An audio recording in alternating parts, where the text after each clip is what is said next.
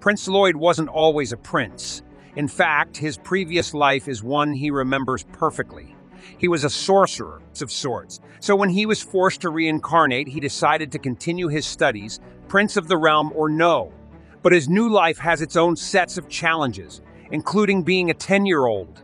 What's the 7th prince sorcerer to do? A man is suffering greatly at the start of the story, and some nobles laugh at him. One of the nobles promises to give the man a gift, instructing him to cast a spell before he dies. However, the spell he casts is incredibly slow and feeble, dealing the noble not even the smallest amount of damage. Everyone then begins to laugh at the boy's predicament, but the noble dismisses it all out of hand, stating that a magician's lineage, talent, and effort are what matter most. And he claims that these are the words of Gilherme, the father of magic, or Do, but the nobleman warns him against making assumptions. Ultimately, the mentioned effort is part of a larger prerequisite that is a waste of his time. After all, magic will never be kind to a pawn like him. The noble then starts to wield a more powerful spell, which he then launches at the commoner, who cries out in agony when struck, even though he is being burned alive in the center of the fire.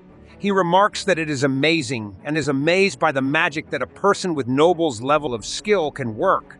He claims that despite the heat and pain, it is incredibly beautiful. He finds all of those scenarios in his head to be astounding.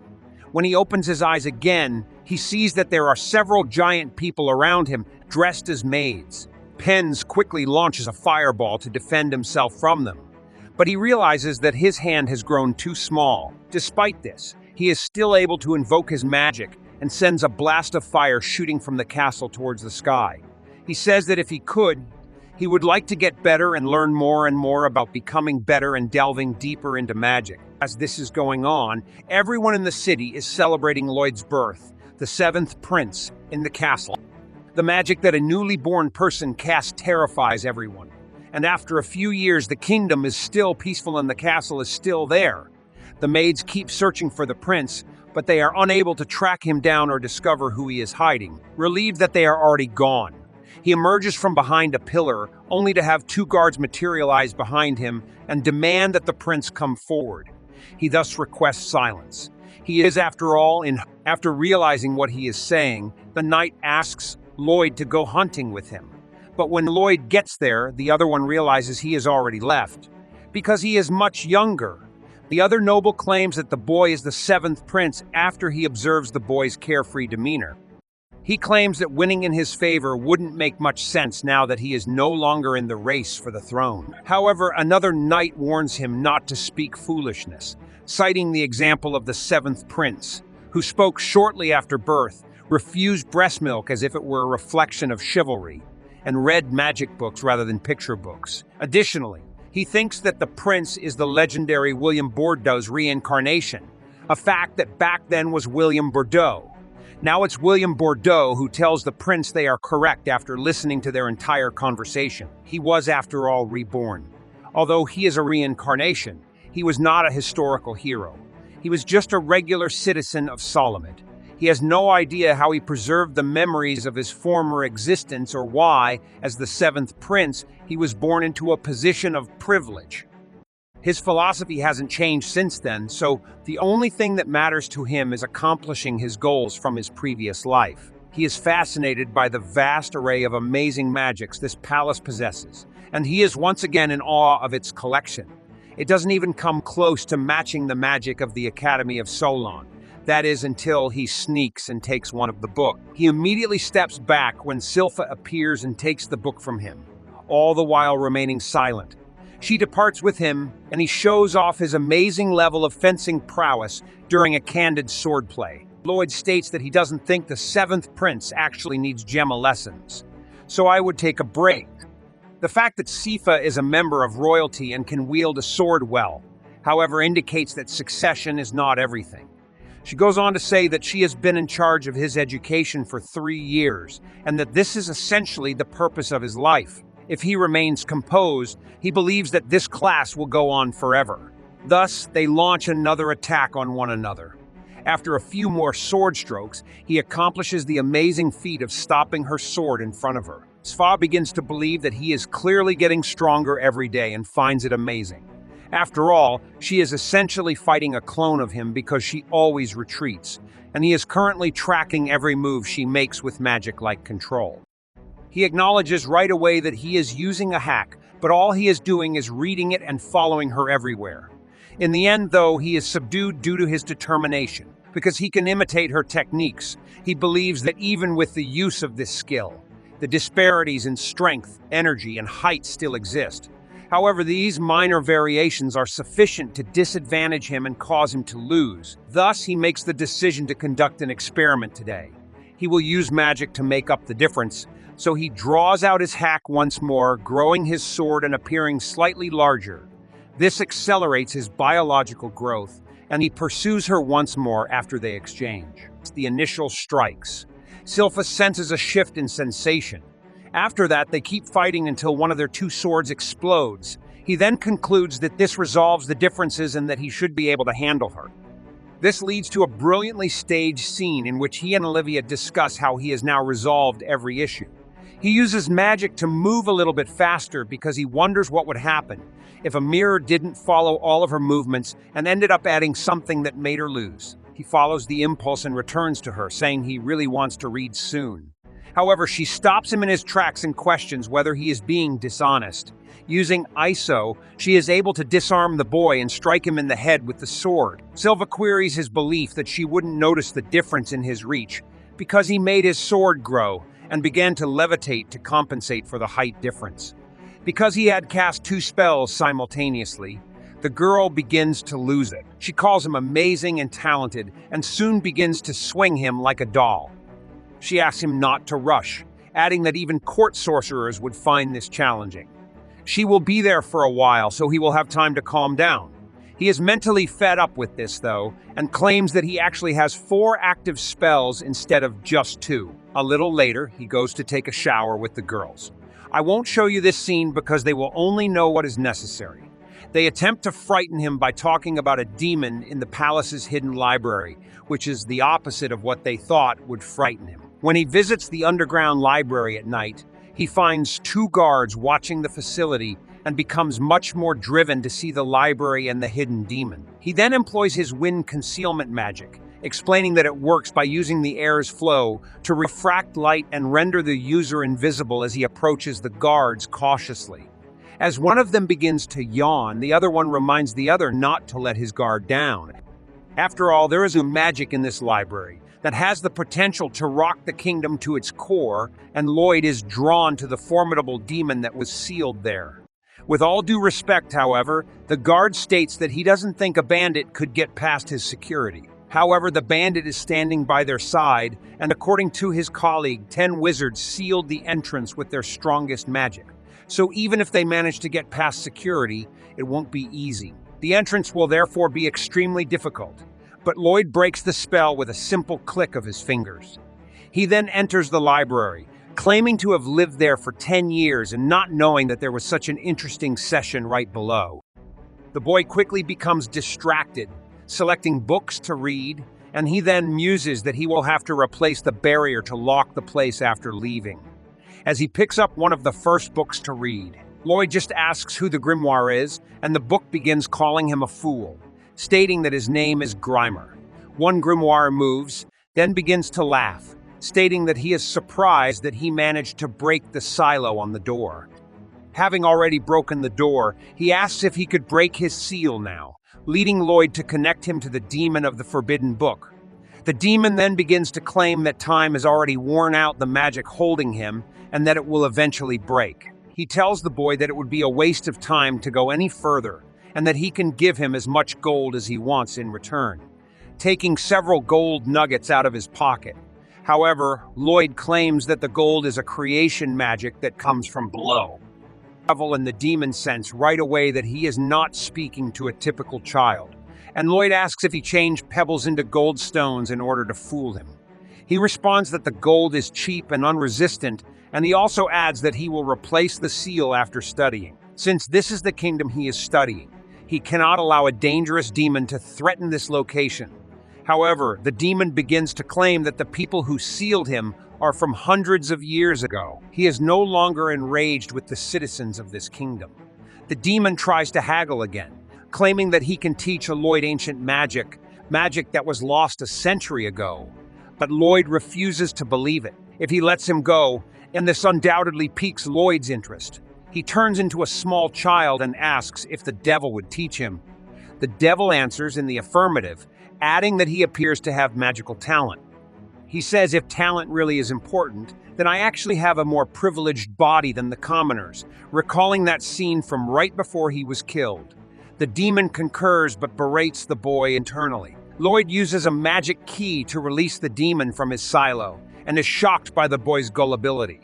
As soon as Lloyd asks him to teach magic, the demon remembers and raises his hand to hurl ancient magic at the boy. A flurry of black flames then appears in the library, prompting Lloyd to refer to this as a dark shot and ask. When the boy says that the magic has such a distinctive composition and design, all of the magic vanishes, and he appears down there with the shield, indicating that he has learned it and is about to depart. He claims that there are differences even in the casting. It is possible, he says, for the demon to show him a little more of his magic. Since the boy is a trap PC, the demon becomes enraged and begins to cast spells on his defense, warning the boy not to overestimate. However, after the boy launches multiple magic balls, the demon begins to wonder how the boy's defense is so strong. The boy searches the magic thoroughly because, despite his numerous obscure shots, the barrier remains stationary. He is stating that the mana waves appear to be very basic. He expresses his amazement at everything and adds that he genuinely wanted to comprehend her through his own body. He uses his finger to swipe off some of the magic, saying that it's a bad habit of his and that he might even die again. He begins to notice that his finger is completely skinned as the magic begins to rotate very near to his face, even though it hurts a lot, and when he turns off the magic, he says it's beautiful. Despite the severe bleeding on his finger, he begins to lick it. When it expresses a desire to learn even more from Grimer, the demon gets extremely enraged and uses even more powerful magic to destroy it. But after he casts the magic, the boy becomes interested in studying and realizes that he synchronized 2 incantations for the spell. He claims that ordinarily, this is not possible. He understands that this is a combination of 2 spells that can function together, and that this is a unique kind of conjuration that only a demon with 2 mouths could use. But all of this is just an upgraded version of the previous shot he fired, and when he notices the boy is unharmed, the demon becomes alarmed and remarks that it was a great memory exercise. With all these numerous formulas, controlling the flow of mana and claiming that this has significantly increased his wisdom, the demon tries to flee when he realizes, after looking at the boy, that he still wants to know more. But a barrier stops him, and the demon begins to question whether he thought he would flee. The boy responds that he put up that barrier because of you. After all, the castle is located above, and the demon attempted to use magic once more after he did something not so good. However, the boy claims to have already figured this out, and promises to show you something shortly. Then he begins to call forth an entirely ridiculous magic in order to attack the demon, ordering him to now demonstrate a defense magic. He then unleashes an impulsive fireball, to which the demon replies, "What mana is that?" When struck, the demon nearly turns into a shirt, and the boy approaches him, questioning why he didn't defend himself. Shortly after, Lloyd begins. When the demon is rebuilding the library, the boy starts to get close to him, but he tells him he's amazing and inquires as to whether it's true that he doesn't die from magic. Although he declines, the boy is still in pain, which makes him want to see how much more he can take. The demon, however, puts his tail between his legs and surrenders, claiming that it can be used as a familiar. The boy even gives it some thought and eventually agrees. However, the demon informs him that Liv is the subject of an experiment. The boy asks if he can grow into something smaller and cuter after claiming that he gets a lot of attention in that way. He then transforms into a small sheep, which Lloyd refers to as being beneath his clothes. The demon then talks about how close he is to being able to control either his body or his mind. But when he actually touches the boy, he is shocked. The boy, after all, has extremely dense mana, and he feels as though he can't touch the boy, calling him a mana monster talking until he's not human.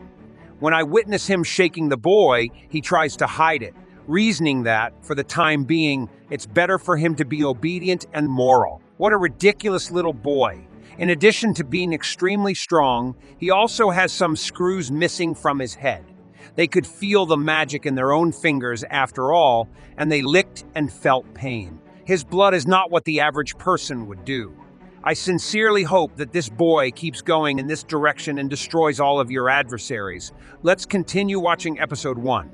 I'll upload episode 2 the following week at the same time and day. I'll see you in my upcoming video. Lloyd uses the opportunity to read all the books in the Forbidden Library. Albert gets dressed for the day, and he proceeds to the library with the servants prostrating to him.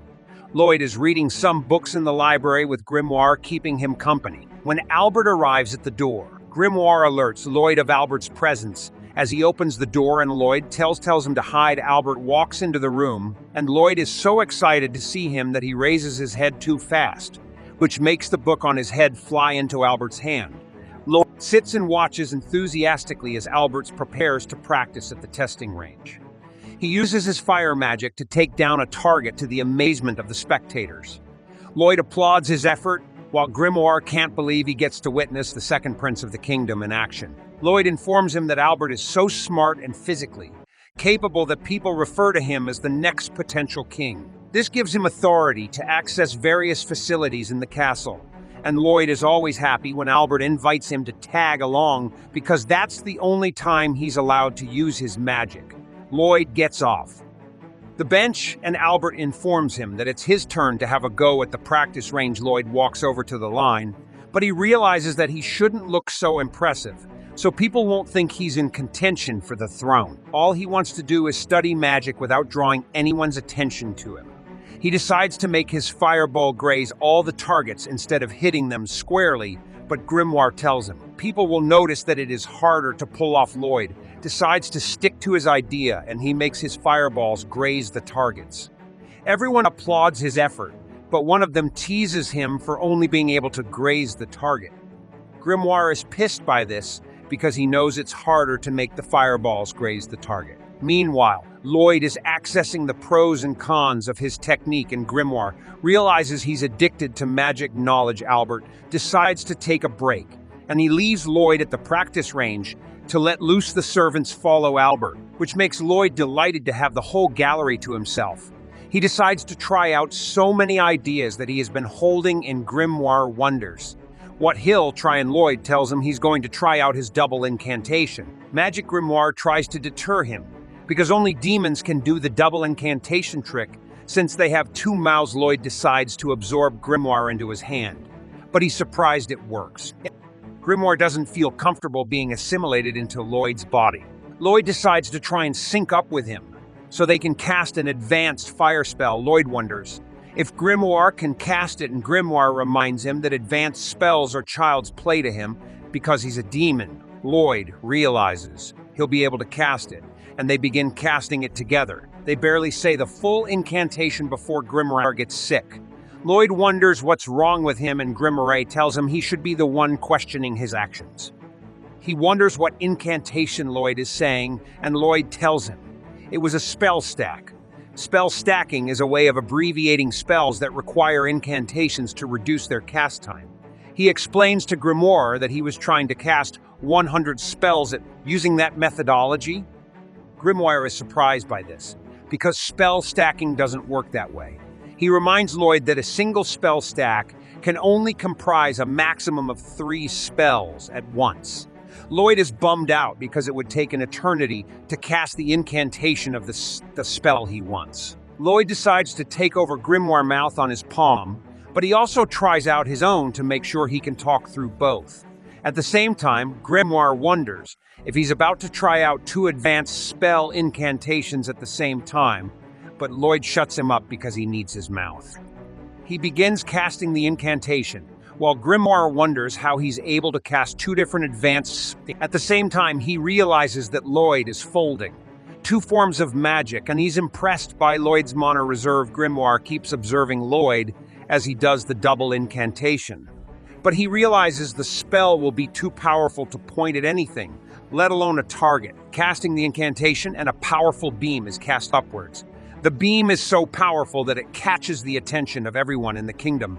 Prince Albert's attendants wonder why he gives Lloyd so much attention, and Albert realizes they don't have an eye for talent. He tells them that Lloyd made his fireball graze all the targets in the same way intentionally, which makes him a magic prodigy. He tells them Lloyd could become a great sage one day, which will make him a vital asset to his future. The attendants aren't surprised. He wants a great sage in his service, since he could be the king in the future. Albert tells them he just wants to get along with his little brother.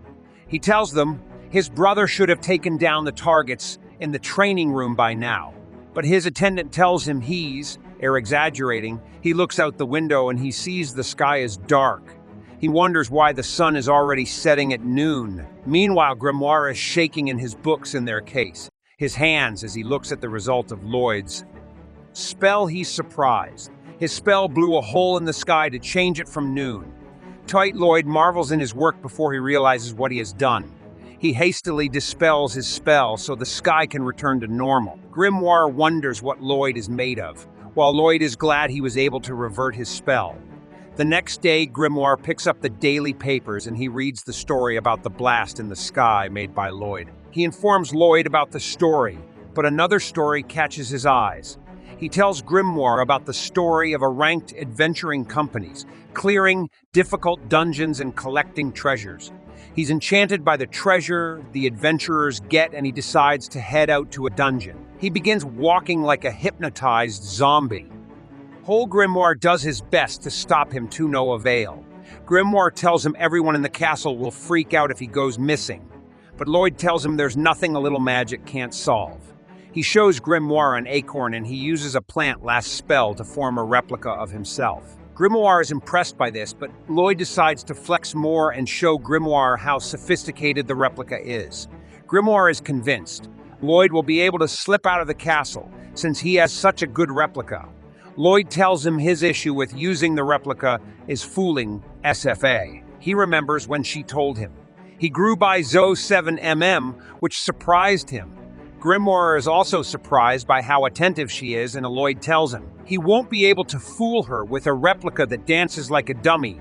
He decides to make Grimoire inhabit the replica while he leaves the castle. He successfully escapes the castle, and he decides to play a call across to Grimoire. For some reason, his magical call requires a phone signal, but let's not talk about that.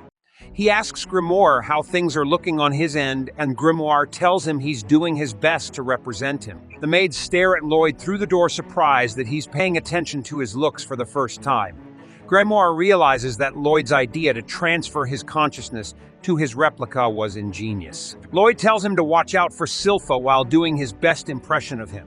Grimoire checks out the replica he's inhabiting, and he's surprised that it has monarch circulation. He immediately gets an idea, and he realizes that he can do whatever he wants. Now that Lloyd is out of the picture, he smiles like a maniac as he thinks about all the things he can do. Lloyd suddenly calls out to him and tells him he's counting on him to do his best. Grimoire is so touched by this that he's too stunned to speak. Lloyd calls out to him again, and Grimoire tells him that he'll do his best till he gets back. Lloyd keeps flying, but he looks around and he stops. Though he was able to leave the castle without trouble, he realizes that he has no idea where to find a dungeon. He stays levitating, trying to think about his next move, when he suddenly notices some movement on the ground. A lady is being chased by some orcs, and Grimoire informs him that someone is in danger. The lady suddenly stops and she turns around to face the orcs.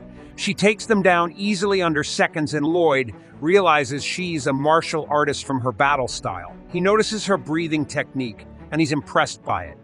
The lady stands triumphantly over the orcs, and she tells them to try their luck again. In another 100 years, Lloyd remembers a book that talked about people in foreign countries who channel their inner energy, called Kai, to create incredible techniques. The lady notices Lloyd hiding from her, and she calls out to him. Lloyd is surprised. She was able to notice him from such a far distance, but he decides to meet her and ask her about her techniques and dungeons. Grimoire tells him that the lady may recognize him as the 7th prince. If he goes out to meet her since the lady doesn't get a response from Lloyd, she decides to take him as her enemy. She rushes at him to attack him, but Lloyd hastily changes his appearance. She comes up to Lloyd, and he introduces himself as Robert, a rookie adventurer. He created an illusion from a mixture of his image and his brother's image to create an authentic appearance.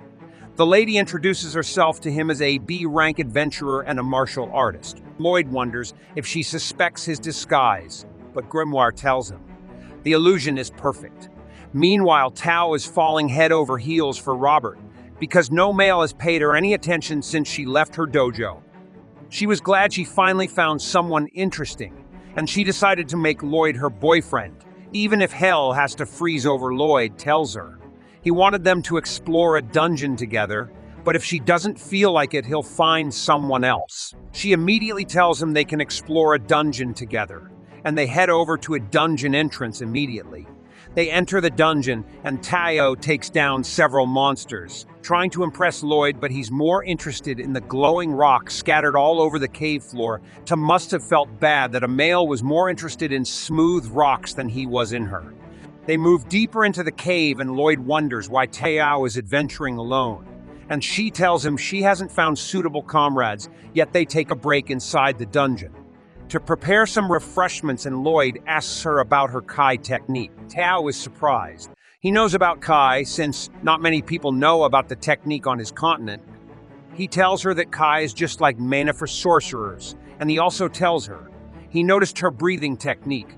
She tells him that the breathing technique is fundamental to Kai mastery, which allows a human to gain explosive power. She tells him that it takes time to hone breathing techniques, but she looks at him surprised to see that he's practicing the breathing technique. He suddenly chokes, and Tao tells him he can't practice the breathing techniques carelessly because he could hurt himself. Lloyd noticed that he felt an energy force different from his mana, and he realizes he can use the energy to increase his magic power. He decides to teach him more about the Kai technique, and he thanks her for the free tutelage. Her heart suddenly skips a beat, but she sternly tells Lloyd to keep up his breathing technique to hide her reaction. Grimoire can't believe that Lloyd cares about nothing other than learning magic. He's about to have some dessert when Silpha suddenly shows up behind him, which surprises him.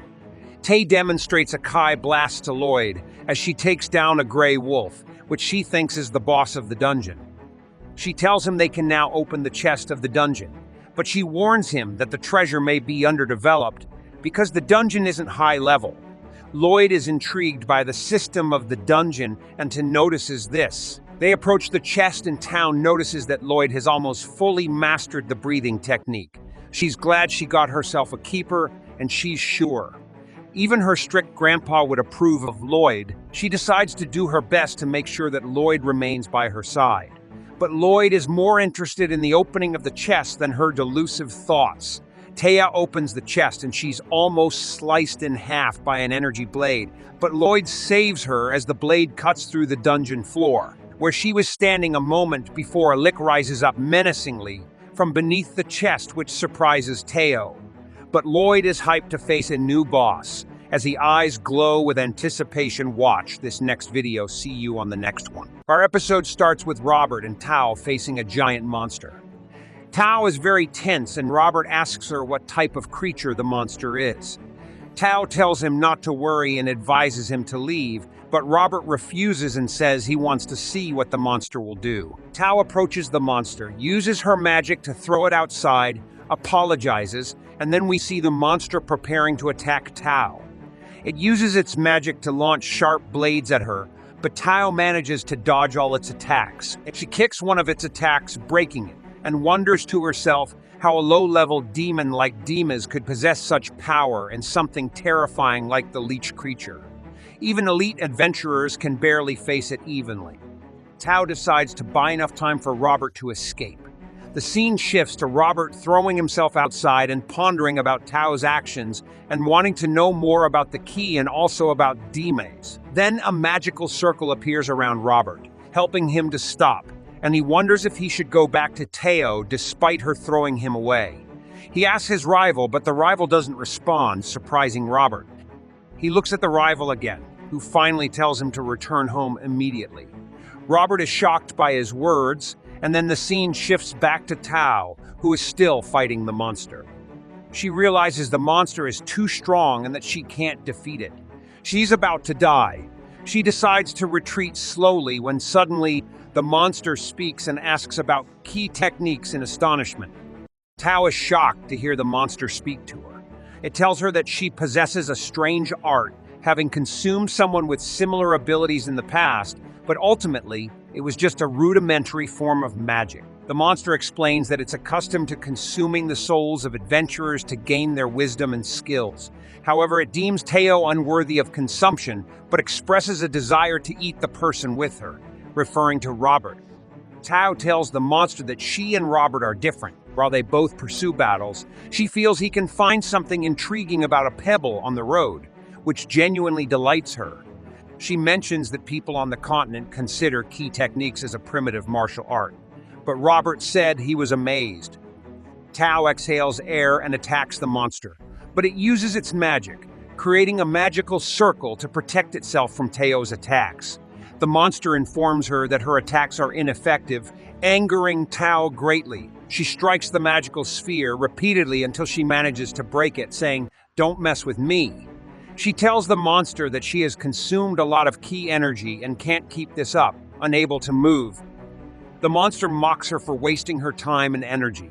It then uses a spell called Mortisicora, dropping a glass panel on Tao, seemingly killing her. However, the glass barrier suddenly shatters, revealing Robert, much to Tao's surprise. Robert tells her that he will take over, though he's in a hurry. Tao asks why he's here and what's the magical sphere protecting them.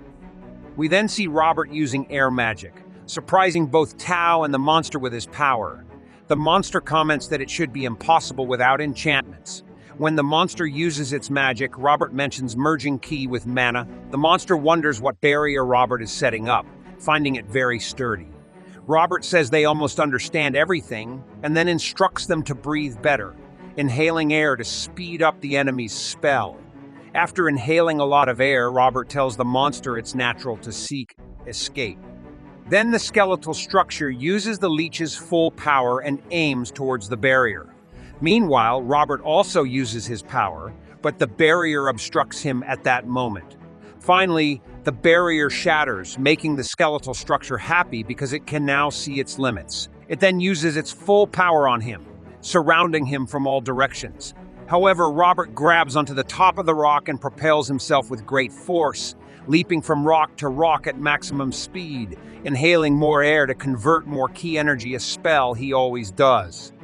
He then takes the mana and ki and mixes them together, forming a very large sphere that in turn breaks the enemy's attacks. He is surprised by this, but couldn't reach it because she was weak, so she must rise above that to penetrate and move quickly. Robert then creates two very large spheres again and directs them at the leech, but the skeletal structure easily intercepts them. The matter is not yet settled as Robert is very fast and uses more spells on him. He's having a lot of fun and laughs hard because he enjoys doing this, surprising the skeletal structure, which says, "What is this? What is this power?" He attacks with extreme speed without magic.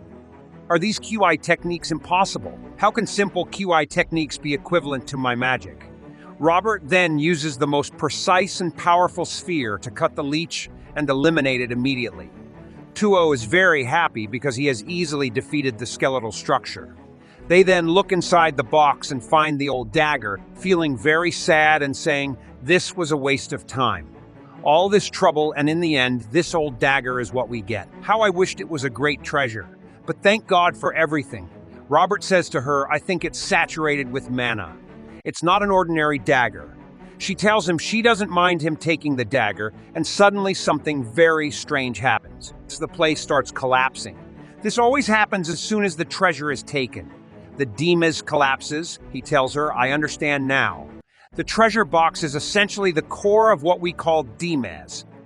Then he pulls it out of the ground before it can swallow him and tries repeatedly, but the task is very difficult. Then he smiles and says, "Oh, Tayo, how amazing this is. What a strange survival instinct." She tells him to shut up, calling him stupid, that it's collapsing, and they might die at this time. Robert then lifts the box upwards, but sharp teeth start falling from everywhere. The scene shifts when they find themselves outside the Dimes, which is completely clear.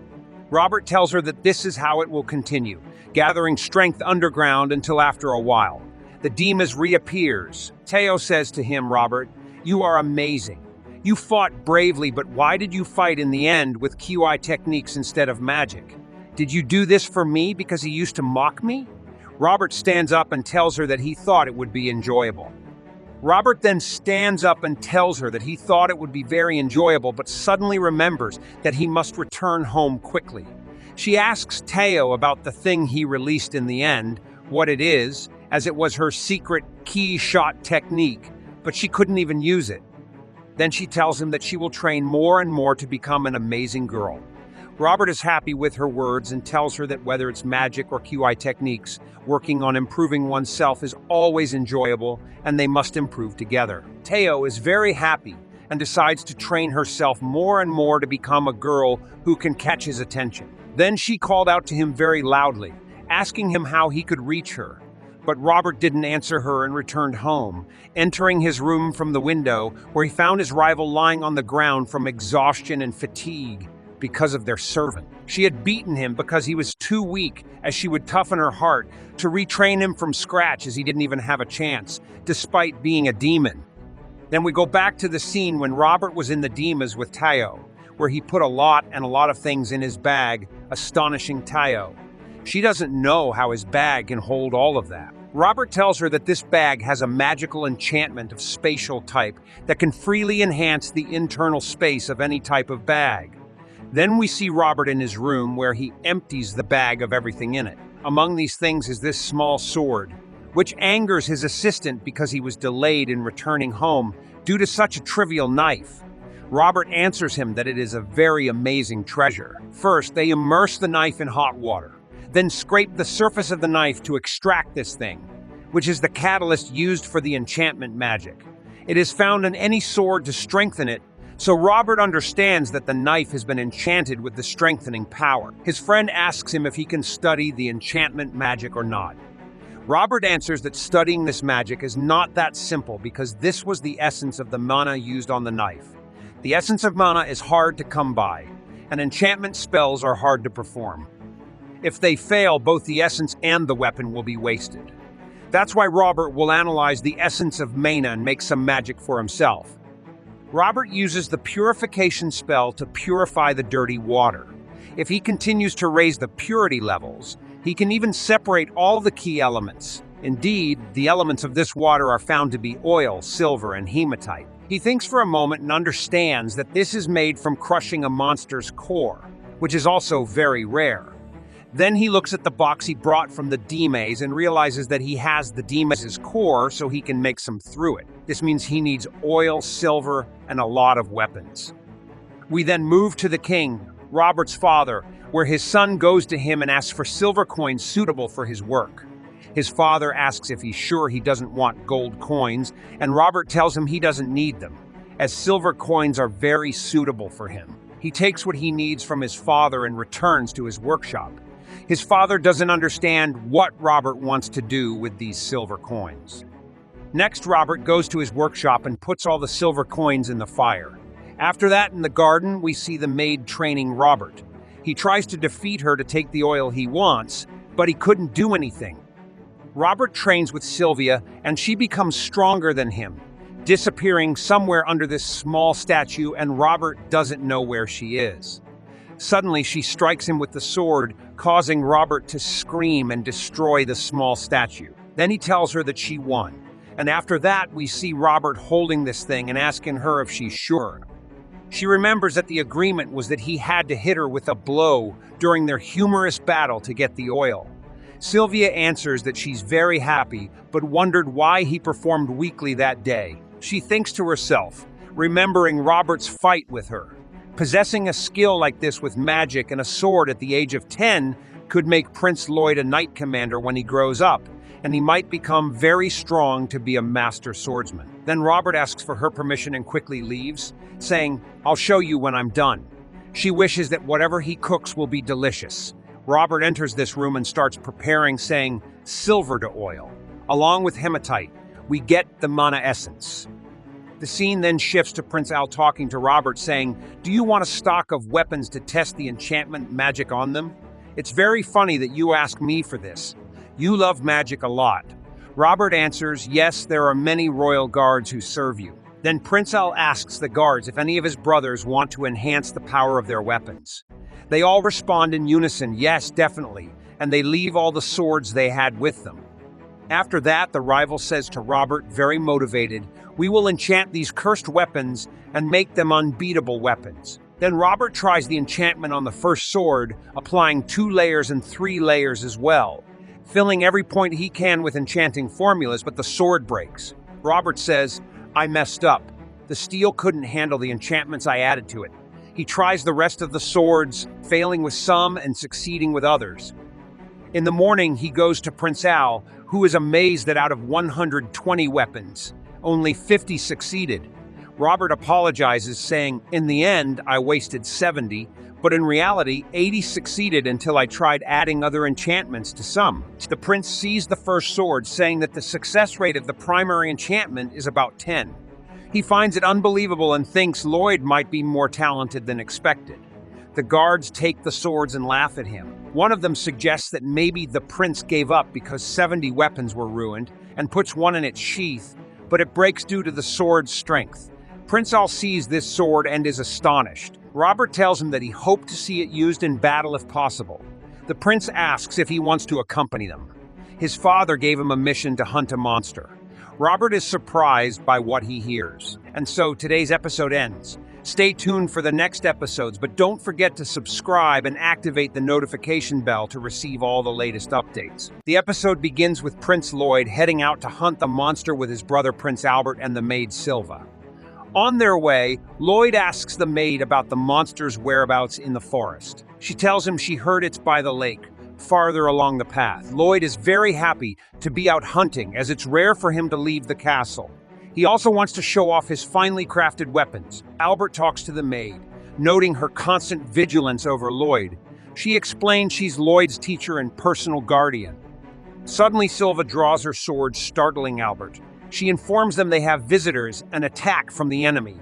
The enemy, consisting of numerous kobold knights, surrounds Lloyd and Albert to protect them. Lloyd realizes he sensed the enemy's presence before their attack, thanks to a Kai technique taught to him by Tao, which allows him to sense his surroundings constantly. Then we see the knights fighting bravely, wielding powerful steel swords that cut through the monsters easily. Lloyd is overjoyed because his enchantment spell was highly successful. Then the remaining monster attempted to attack Lloyd, but Tao intervened at the right moment, killing it with one of her strikes. She then explained to Lloyd that she sensed the presence of the monster, which prompted her to rush to their aid. Lloyd is surprised by her sudden appearance, almost calling her by her guise as Robert. He didn't expect her to show up at such a time. Tao then asks Lloyd if he breathes in the Ki way, as she sensed Robert's presence, and his method closely resembles his. Silva the servant angrily tells Tao not to be so casual with the prince and not to speak so freely with him.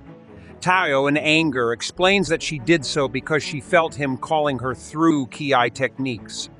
Prince Albert tries to diffuse the tension between them to prevent a quarrel. He then suggests that Tao join them on the way to the lake. At night, the prince and his companions camp by the lake, where Prince Albert introduces Tao to Lloyd, revealing his identity as the second prince of the Salom Kingdom. Tao is surprised by this revelation and apologizes for her rudeness. She's amazed that Prince Albert and Robert are so alike, but doesn't think he's the handsome man who called out to her earlier. She continues to search for Lloyd but doesn't find him. Meanwhile, Lloyd hides behind the tent, contemplating using spectral sensing Ki negatively affects him. He didn't expect Tao to be so sensitive.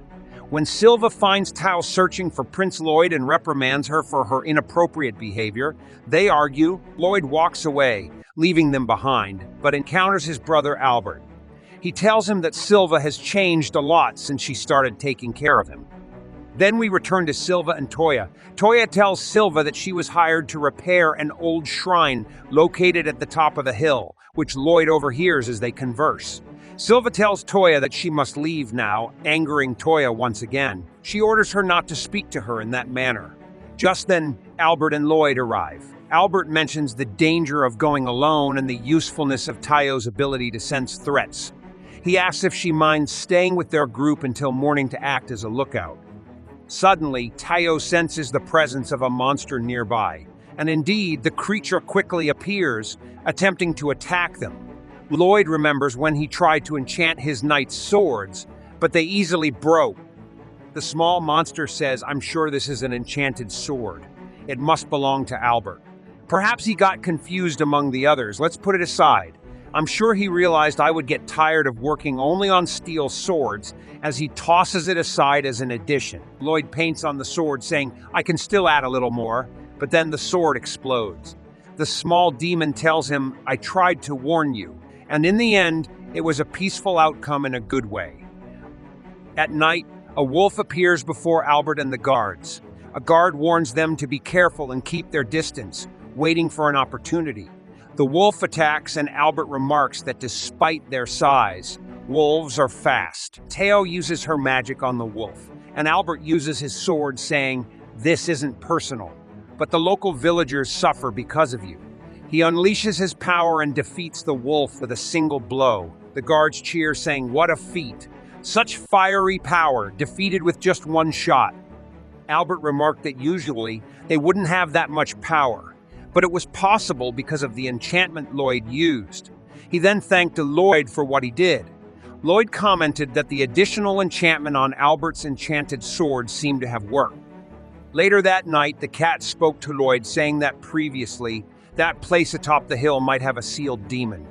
They see the monster awaken again, and Albert is astonished, wondering why the monster they defeated is still standing and where the reinforcements came from. The monster speaks to them, saying, "How dare you harm one of my followers?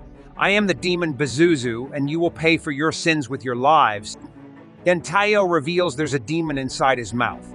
The demon attacks them, and Albert and Tayo try to fight back, but nothing seems to affect it.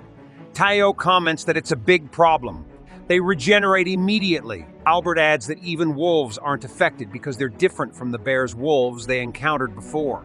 He believes that the demon controlling them is behind this. Lloyd tells his little demon friend that Pazuzu is the demon sealed in that shrine, who managed to escape, and they're both demons. "Do you know him from before?"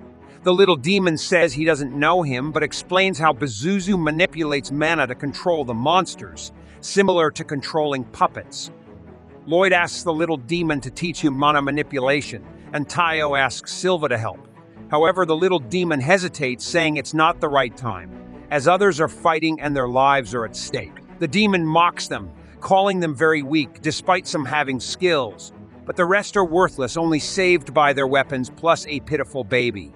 Silva approaches the demon, who asks if she's decided to abandon the worthless pup and her service, offering to welcome her into his followers. Silva retorts that his stench is so foul that her nose almost falls off.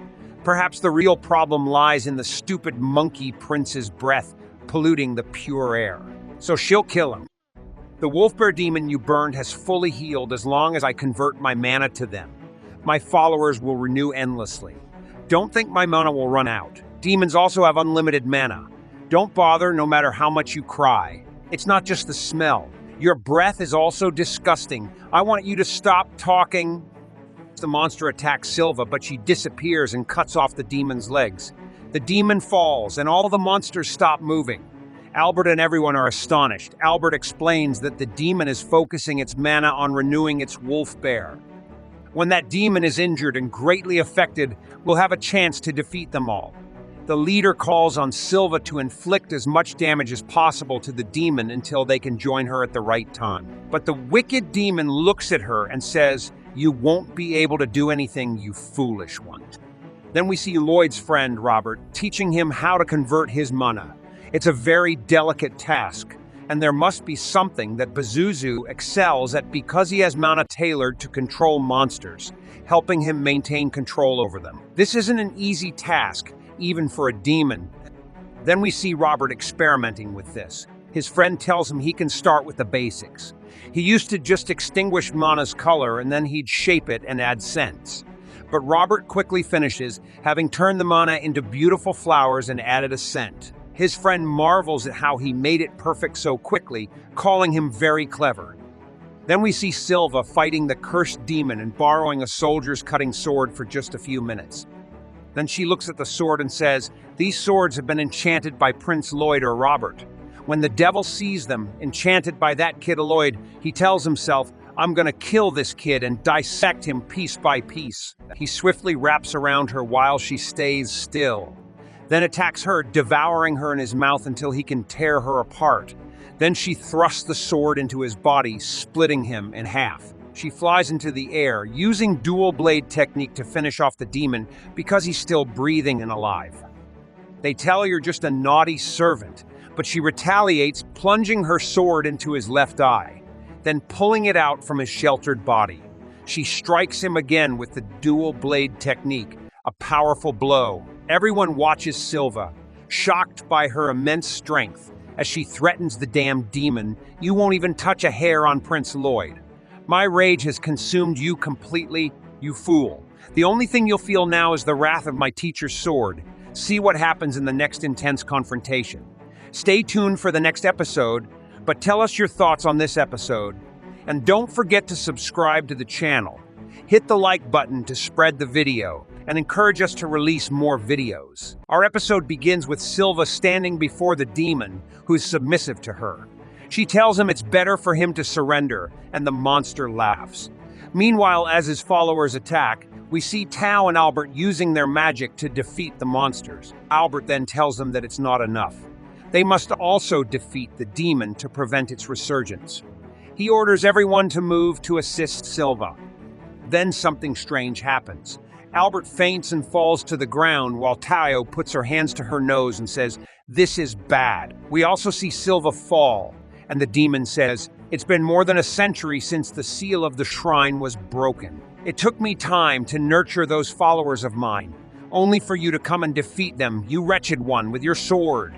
He then becomes very angry and attacks Silva, throwing her into the river. Albert tries to gather his strength to stand up but fails. The demon tells Silva that anyone who breathes this air will fall under his control because it's contaminated with his dominance. As he attacks her again, Tao suddenly appears before him, rescuing Silva. She asks if Silva can stand up, to which Silva shakily replies, I'm fine," and tells her to hide her face. This angers Tao greatly, and she tells her to stop lying, insisting that if she can move, she should escape quickly. Silva tells her that if she can escape, she should run to Prince Lloyd quickly. The demon comments on Silva's strength, impressed that, despite breathing his contaminated air, she still dares to challenge him. Even his monsters have been subdued in just 30 seconds. Suddenly, he approaches Tao and asks her why she isn't under his control. When Tao kicks him with her leg, the demon grabs her by the leg. He tells her, "I understand you're using some strange breathing technique that allows you to filter out the contaminated air you breathe. That's why you could have escaped, as you're still able to move." Tao clenches her teeth and tells him, "Go to hell, you fool." Then she uses the Thunderquake pulse magic, causing a massive explosion. She tells herself to maintain her breath stability before the demon launches another attack, and she must protect the handsome boy, referring to Prince Lloyd. Suddenly, the monster emerges from the sea, grabbing Tao between its jaws. The demon asks her, "Who is this handsome one you speak of?" "I see nothing but a pile of trash scattered on the ground. Pitiful to look at while my beloved followers rise one by." He then releases more contaminated air and tells her he wants her to be one of his followers, to serve him and dedicate her life to him. Tao retorts that she wasn't wrong, as he was always close by. The suffocating air with its repulsiveness still makes her feel alive, giving her courage. She adds that the handsome person is coming to defeat him now. The monster swallows her, and the demon spits, saying, "These humans are indeed pitiful, such lively creatures, yet so incapable of understanding my powerful magic. But it's up to this girl claiming to be Silva to pay the price and become one of my followers. It may take some time to control her, but her strength is worth the cost. I'll drown her in my suffocating air and let her work as my servant until she dies." Then we see Lloyd standing beside him saying, "So this is how you tame wolves and bears as well." The demon confirms, mentioning how he killed their fathers and used his suffocating air as a replacement in their minds. Despite being their killer, no one can defy his dominance. Then, to his surprise, he looks at Lloyd and asks, "Wait a moment, you mischievous boy. How can you move amidst my suffocating air? Can you really pass through my contaminated air so easily?" Then he looks at Grim and angrily asks him, "Aren't you a demon in reality? Why are you protecting that little boy? I've never heard of a demon protecting a human before. It's quite amusing. You're a disgrace to our kind." Grime becomes very angry and tells him, "Listen, you brute, and take advice from a demon like you." Then he retracts his advice and says, "I want to see you chopped into pieces." This angers the demon greatly, and he orders his followers to kill Grime. As the demon's followers attack, Lloyd decides to use his mana and transforms the area around him into beautiful flowers, gaining control over the demon's followers and making them submissive to him instead of the demon. The demon is extremely surprised and wonders how Lloyd managed to turn all his mana into a field of flowers in the blink of an eye. He then releases more contaminated air to regain control over his monster followers. Grime tells him that they have already awakened, "O demon. But remember your truth and the truth of your killing their fathers." The monster attacks the demon, freeing Silva from his grasp. The demon then uses his power to attack the monsters and defeats them all. He looks at Lloyd and tells him that no matter how many spells he uses, he cannot face a powerful demon like him, at least not like that. Meanwhile, Pazuzu expresses his despair, stating that this is what happens when he stops supplying them with mana, as he will now use his true power. We see Lloyd using his tremendous power and wondering what it would take to kill one of them. The demon is surprised by Lloyd's power and remembers the reason why mana didn't affect him, as he was studying in some books and learning how to use his true power. Back to reality, he tells him that his suffocating aura or those abilities won't affect Lloyd and his friend. He thinks to himself about some spells he wanted to try.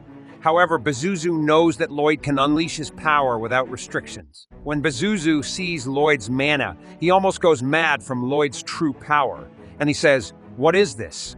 Is this a nightmare that I must solve? What is this tremendous power?" Then Lloyd uses his power on the demon, causing the demon to flee quickly. But Lloyd had him in his sights, so he used those orbs in a certain way to bind and completely exhaust him. That's what happened, my friends, indeed. We see Pazuzu completely exhausted, gasping for breath, but no one congratulates him on it. Instead, we see Lloyd once again experimenting with spells on him, as if he were a rat in experiments. Grime then grants him his power and imbues it into his hand, making the spell stronger than ever before. Lloyd then forces Pazuzu to flee rapidly in all directions. But there's no escape as Lloyd traps him in his card, now trapped inside it like a mosquito in a small ball. Pazuzu calls out to him, begging to be released, unable to bear it anymore. However, Lloyd tells him, "No, my friend, I can't just release you so easily. You've hurt many and killed many. You were experimenting with chimeras on other monsters, and many of them suffered as well. So stop trying to escape. You won't get away from me easily." Lloyd then uses his rapid casting technique, causing Pazuzu to plead, as he wants to become the king of demons, offering to release him at any cost, whether he desires wealth, women, children, or power. But the other doesn't respond, and Lloyd uses 240 spells on him in a single minute. Lloyd was very pleased with this and said, "Let's keep this up for 30 minutes.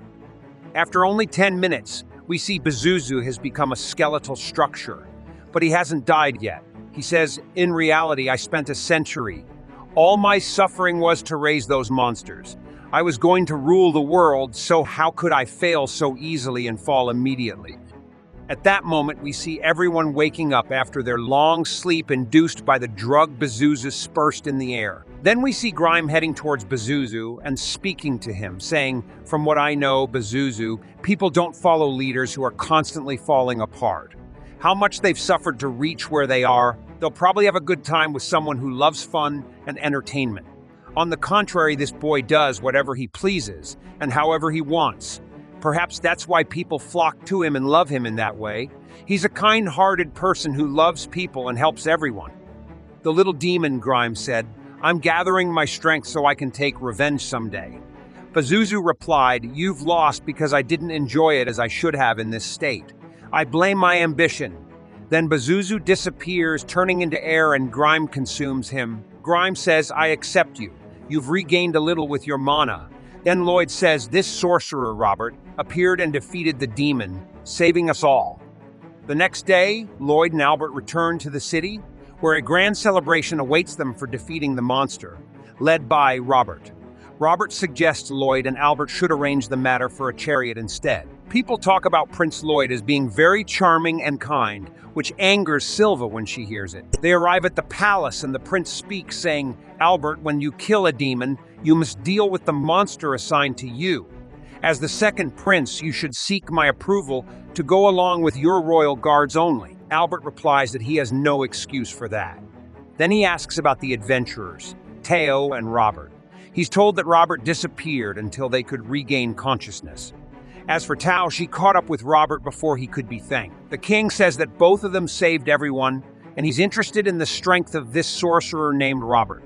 Albert adds that Lloyd contributed greatly to the hunting operation. "We should consider Lloyd as part of the royal succession. We survived the monsters without casualties thanks to his mesmerizing magic, which he used on our weapons. I believe his talents, perseverance, and accomplishments make him suitable for the throne." The king said, "Won't this create another competitor for you? Tell him he wasn't the best choice for ruling the kingdom. The decision must be made in the kingdom's favor, and I doubt the wisdom behind his isolation due to his young age. Nevertheless, I don't intend for him to surpass you." The king asked Lloyd, "Will you join the competition and stand beside your brothers, seeking the throne?" Lloyd replied, "I refuse with all humility." After that, we see Lloyd playing with the wolf and holding it. He said, "I didn't expect any of the wolf bears to follow us home. They've become more affectionate and playful.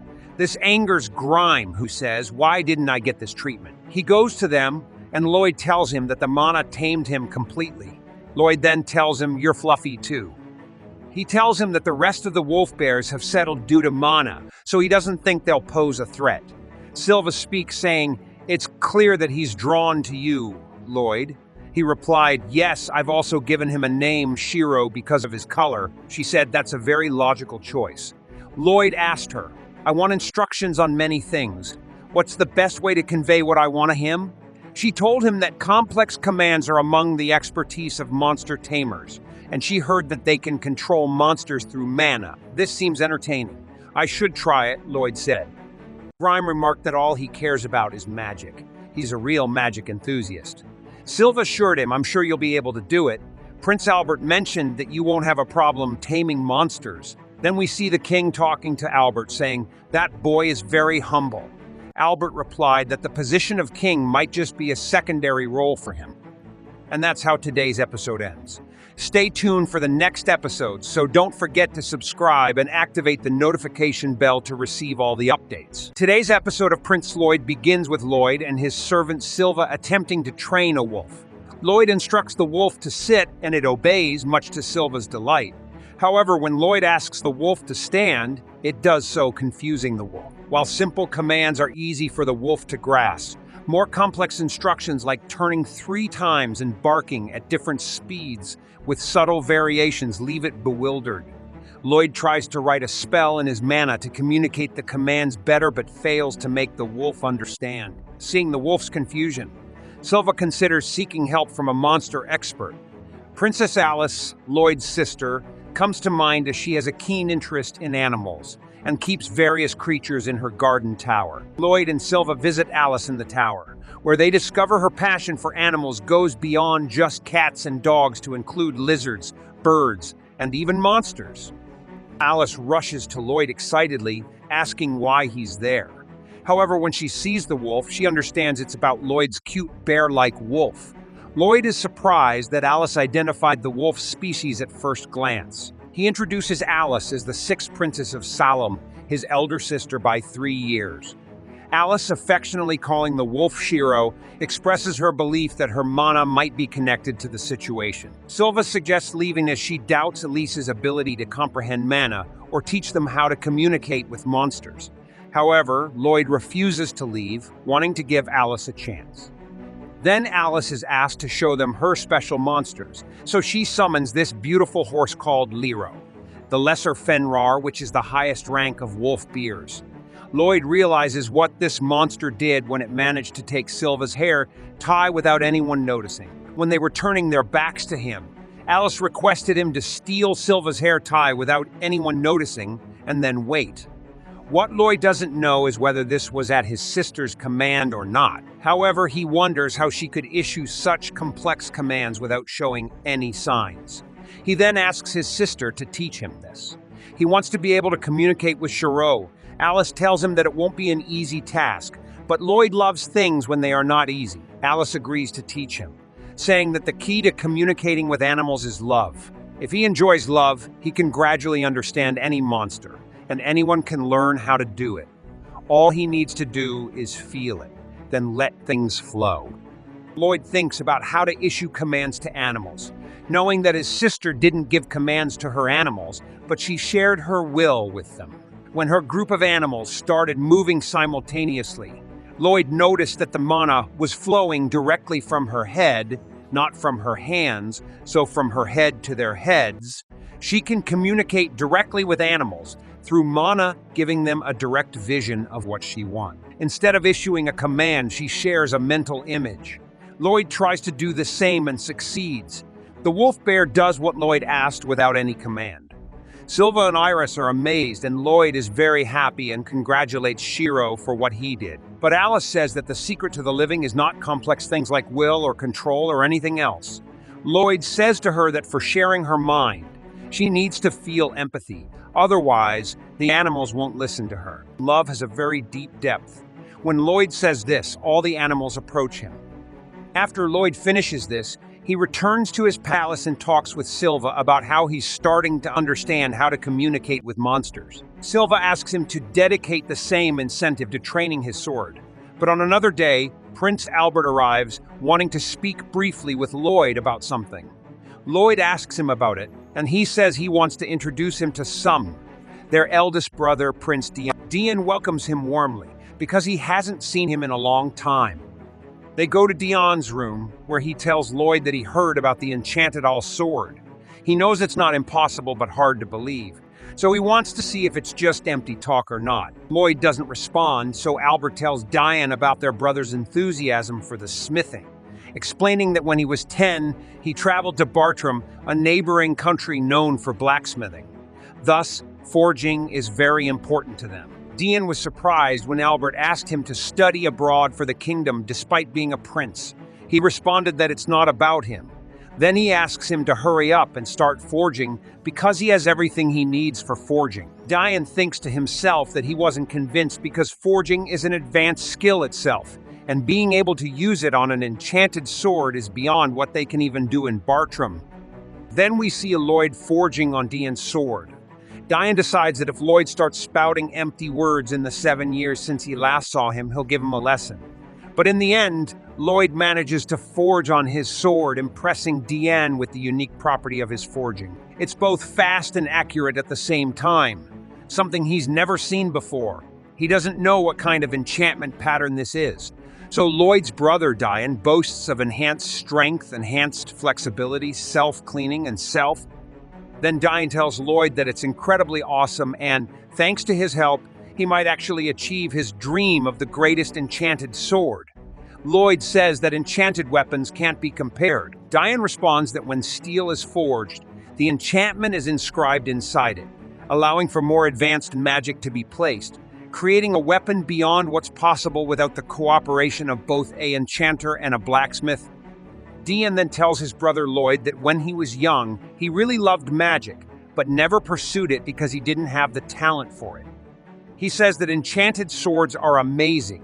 Anyone can wield them, waving them around and casting fire here and there and summoning winds. He wishes their country could be one where everyone can use magic by carrying enchanted swords. Lloyd says that for people who can't use magic, being able to use enchanted swords won't make a difference to him, but he's interested in the production process. It seems beautiful. Then Lloyd asks Dian what kind of magic they should use. He says that the fire should be a sword that shoots fire when swung. Is there anything more wonderful than that? Let's use the flaming fireball. The formula for launching the flaming fireball has 14 parts, whereas the enchanted sword can contain up to 5 at most. They compress it to 2 parts and try it, but it breaks. Dian says that just applying the enchantment broke the steel. Lloyd says that the weight of the flaming fireball is very heavy, and maybe if they reduce the pressure to 3 parts, but they try once, twice, and thrice, and it breaks each time. Lloyd says it's his mistake, and he's wasted a lot of mana essence. But why did he reduce the density of the enchantment to a normal fireball? The little monster rarely encounters a problem. Dian tells him not to worry. I'll prove your enchantment on this steel, even if it's on my corpse. Dian says to him. Dian tells him not to let it bother him. We'll work on it eventually. I have plenty of mana essence at a cheap price. Lloyd tries an enchantment from the water category, and indeed there's barely any hematite in this mana essence. This might be enough for ordinary forging, but an enchanted sword often requires a considerable concentration. Dian says they use cheap mana essence. Lloyd responded saying, "Do you have any hematite?" Dian replied, "The items made from monster cores I don't have, of course. They're extremely rare," Lloyd said. "I expected that. I guess I'll have to sneak out to hunt Dima's monsters again." Silva then said, "In this case, we need to hunt monsters in Dima's." Lloyd was surprised, saying, "It's impossible for a prince like me to go to Dima's." She told him, "I discussed the matter with the king after our recent encounter with the monsters a few days ago. It's to broaden your horizons. It would be a good idea for you to see a broader picture of the world." He seemed to welcome the idea, and we headed to the first station, to the Adventurers Guild. Then the scene shifts to the Adventurers Guild. Lloyd and Silva go there, and they are welcomed by the guild's secretary named Katarina. For registration, we'll need your name, age, address, and occupation, which will be listed under your name, she said. Silva told Lloyd, "You can write the truth. When you finish registration, place your hand on the ground sphere. It will measure your strength and determine your rank as an adventurer." Lloyd thought to himself, "A crystal ball to measure power. I used one when I joined the Magic Academy in my previous life. It's also charged with mana, which radiates throughout the body when touched.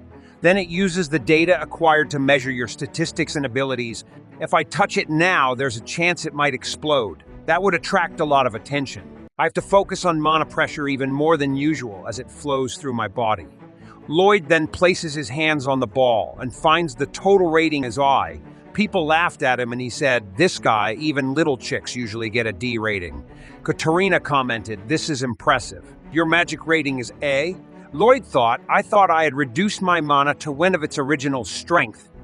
The people exclaimed, "Prince Lloyd is the most promising new adventurer since the Silver Swordsman. How dare these people compare this dwarf to the legendary Silver Swordsman, who traversed countless dimes and reached rank of before suddenly disappearing?" One man said, "This child's rank cannot be compared." Silva then said to Katarina, "We're interested in accepting any available Dimas missions." Katarina replied, "Dimas missions require at least rank B for acceptance." Silva said, "I'll redo my registration." Then the man said to Silva, "What do you think about leaving the boy and going out to Dimas on a romantic date?" Silva attacked him, cutting half of his mustache, and Katarina said, "You've chosen the wrong girl to flirt with." And Silva here is the Silver Swordsman herself. Everyone was astonished and fearful. Katarina added, "Unfortunately, re-registration requires a 2-level reduction to rank C." Then Tayu appeared saying, "I'm ready to lend a hand, but you'll take Silva with you and she's angry." Silva told her, "Don't leave," Tao replied. "I can't find him at all. I've searched all of Dima, which is why I've become strong enough to reach rank A. So in exchange for my help, I want to be introduced to Prince Albert and maybe arrange a romantic date with T." Silva said, "This is unbelievable. This might be the mission." Lloyd commented, "I didn't know you were such an amazing adventurer." Tao replied, "I was an adventurer for a long time as a means of training and gaining little experience. Plus, I faced deadly enemies I failed to defeat. I think they were called the Assassin's Guild." The scene then shifts to Albert asking Diane how things are going. Diane replied, "Things are going smoothly. The boy Lloyd should return within a few days with the items we need." Albert said, "He'll be here within a few days." Diane said. When Lloyd returns, we can produce enchanted swords in large quantities. Albert said, I've brought you two together as siblings, so there's no need to worry about any fighting. If these swords can contribute to saving even one person in the kingdom someday, that would be wonderful. So please continue your search for your enchanted swords. Diane replied, that day may be closer than you think. Lloyd and Silva were very happy upon his return. Albert said to Diane, when I see Lloyd smiling, it gives me strength. It's as if there's nothing he can't do. He dispels all my worries. Then Diane tried the sword and finally succeeded this time, striking the sword into the ground and causing an explosion. At night, Lloyd felt exhausted as he returned to his room. He said, I've been extremely tired. Gathering materials and making Daylight, reducing the fireball to a regular fireball, and producing those enchanted swords in large quantities. Albert seemed a bit preoccupied, and Lloyd wondered if there was something important looming on the horizon. He felt there was something in the central garden, but what? There were no discernible patterns. It felt like a gap and emptiness instead. Then we see this mysterious cloaked figure in the garden. And so today's episode ends. Stay tuned for the next episodes of this anime. Don't forget to subscribe and hit the bell icon to receive all the latest updates. Hello, this is Animerecap's channel for summarizing the world of anime. I hope you enjoy watching. Let's now continue with the new episode of the amazing anime, The Seventh Prince Lloyd. This episode begins with Lloyd in the palace courtyard, where he notices a girl, later revealed to be Ren, observing him. He approaches her, surprising her, and then Lloyd uses an air confinement spell, creating a barrier around them so that the girl cannot escape. Lloyd then requests to speak with her briefly, telling her that what she did constitutes a violation of property ultimately. Ren then utilizes her power to sedate Lloyd. This ability renders Lloyd unresponsive, allowing Ren to escape. Nothing can purify her venom, no matter what, as this purification is capable of neutralizing any known venom. If unsuccessful, it renders it an unknown toxin. Ren can alter the nature of her venom with mana. There are rare individuals born with a special type of mana. Those possessing threatening abilities are known as Meiwa. Ren correctly guesses that she is the Meiwa of venom. Ren explains that she has been emitting venom since birth, earning her the moniker Venom Bug. Meanwhile, Lloyd listens to her and she speaks affectionately. However, Ren's companion, Lloyd's rival, appears angered by the situation. He is concerned for Lloyd due to Ren's venom. Lloyd assures him not to worry, as he will be fine. He will use a healing spell from the health category, the Breath of Healing, to treat himself even if it is gradual. The damage from Ren's toxin won't be enough to overcome the spell. Lloyd's rival asks him to catch up with Ren if he is able to move. So Lloyd tells his rival that he made Ren do that to let her lead him to their hideout. Instead, Silva had informed him about them previously in the Adventurers Guild. He recalls Silva's words when she said she was sure that Ren was a member of the Assassin's Guild. They are a group of 6 highly skilled individuals, led by a figurehead with bounties on their heads. Each of them seems to possess a unique ability. Then Lloyd uses his power to track Ren's footsteps, realizing that she has fled in that direction. Her ability to conceal herself astonishes him greatly. Her method of disappearance is akin to creating a rift in space, making tracking easy for someone who recognizes it, yet leaving no trace behind is remarkable. He goes to catch up with her. We then switch scenes to Ren when she returns to her group. Her friend informs her that their cover has been blown. Yet she fled without killing Lloyd.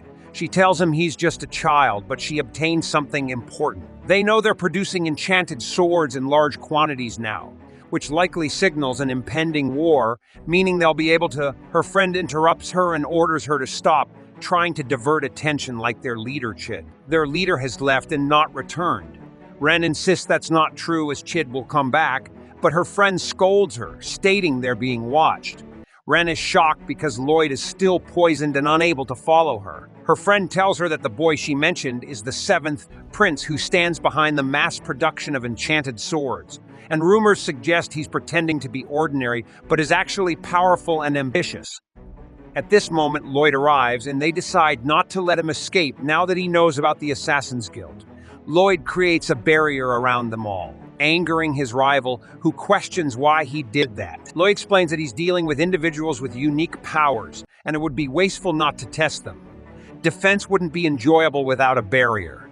Lloyd then engages in combat with one of the Assassin's Guild members named Tao. Tao tries to strike him, but Lloyd manages to hit him and grab his leg before he escapes. Tao is impressed that he didn't know princes also learn martial arts. He then demonstrates his flexibility before Lloyd, being incredibly agile.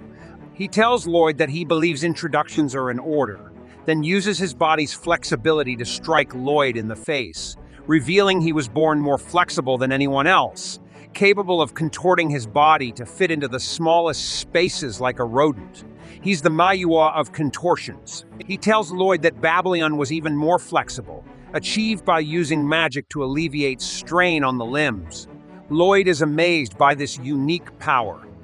As Lloyd is impressed by this power, Yuro comes from behind and strikes him, causing Lloyd to fall to the ground, feeling suddenly heavy. Galia informs him that Kuro is the harpy, Mayua of curses, his reserved nature to restrain his power. At this point, the leader directs an attack toward Lloyd, but Lloyd uses power enhancement to overcome that curse. He flies through the air and jumps onto him, but finds himself entangled in spider threads. The man introduces himself as Galilia, famous for these spider threads that cover his body like a viscous fluid. He is the Mayua of webs. Lloyd slips out of his clothes quickly, then starts analyzing them. They are very strong, with many barriers and high skills. Galia, the leader, has the ability to transform his mana into amazing webs, which is more than wonderful. It's similar to Ren's ability to transform mana into venom. Lloyd uses power enhancement, but the girl, Talia, intervenes and faces him. She strikes him and introduces herself as the Mistress of 100 Pains. She can share her pain with anyone she can see. She's the Mayua of pain. Lloyd is surprised and says, "Amazing indeed." Then they all return to each other's sides, finally done introducing themselves. Talia looks at Lloyd and says, "Do you remember the feeling of fear now? In this state, be polite, as I will teach you about shame." Lloyd smiles broadly, carrying the meaning of strength. He says he used to find such concepts entirely unfamiliar, but now he no longer cares about them. Then he easily heals himself, surprising everyone, and then uses his power on them, asking Talia what would happen if he were to hurt her. He urges them to show all their abilities, stunning Galia, the leader, who remarks, "My goodness, this child seems like the swordsman who shocked me in the past." Ren asks if he means the one they fought, then he swiftly attacks them, and everyone is astonished at how a child possesses such immense power. Then he directed a blow at the flexible-bodied green man, causing him to scream in pain from the intensity. He then attacked the others and dodged their moves, saying, "It's your turn now, dark menacing bird. How will you deal with this assault? Show me what you've got." He swiftly utilized the dual-blade skill faster than the speed of light. The dark bird replied, "You were somewhat slow. If you had completed your sentence, maybe you could have stopped me. But you won't finish your sentence." Before he could utter the letter M from the word, Lloyd was on top of him, delivering powerful blows that knocked him to the ground, mocking them all afterward. After that, Lloyd attacked Talia with his sword, but she parried it, saying, "For your information, Prince, if you wound me, the damage affects you even if I'm not the cause." "We are linked, so why would I attack?" he replied. "I will test you with the strength of the wolf's fang," and struck her, causing Talia to be shocked against the wall. Lloyd retorted, "The pain indeed rebounded to you." Galia said to him, "I've got you. You can't move or use your weapon." However, Lloyd managed to escape and used his power against her. Galia was surprised by Lloyd's strength as he landed a powerful blow, causing her to fall. Lloyd then spoke, saying, "You're using a shield of networks to mitigate the impact of the attack." He told Talia, "Come here. If you don't, I'll make the first move." Galia explained to him that Ren cannot control her own venom mana. As soon as she starts spreading it, we'll all be affected. That's why she doesn't fight. It's obvious, these cursed powers. If we could control them, we wouldn't have become a group of law evaders claiming to be outlaws, Lloyd said. He then used his magic on Galia, angering Ren greatly, who went to strike Lloyd, but he blocked her with his own barrier. He told her, "Don't do it. You're spreading toxins." She replied, "I'll do anything for Gallia's sake." Gallia spoke to Ren, saying, "Stop, I'm fine. My mana is under control." Lloyd explained, "I directly inscribed the enchantment into your body so you can control your power. If you can't do it yourself, you need external correction, and the mana flowing outward must circulate within your body. I haven't tried inscribing the enchantment directly into someone's body before, but it seems to have succeeded." Gallia cried, saying, "The wretched curse is over." Lloyd said, "It's not completely over.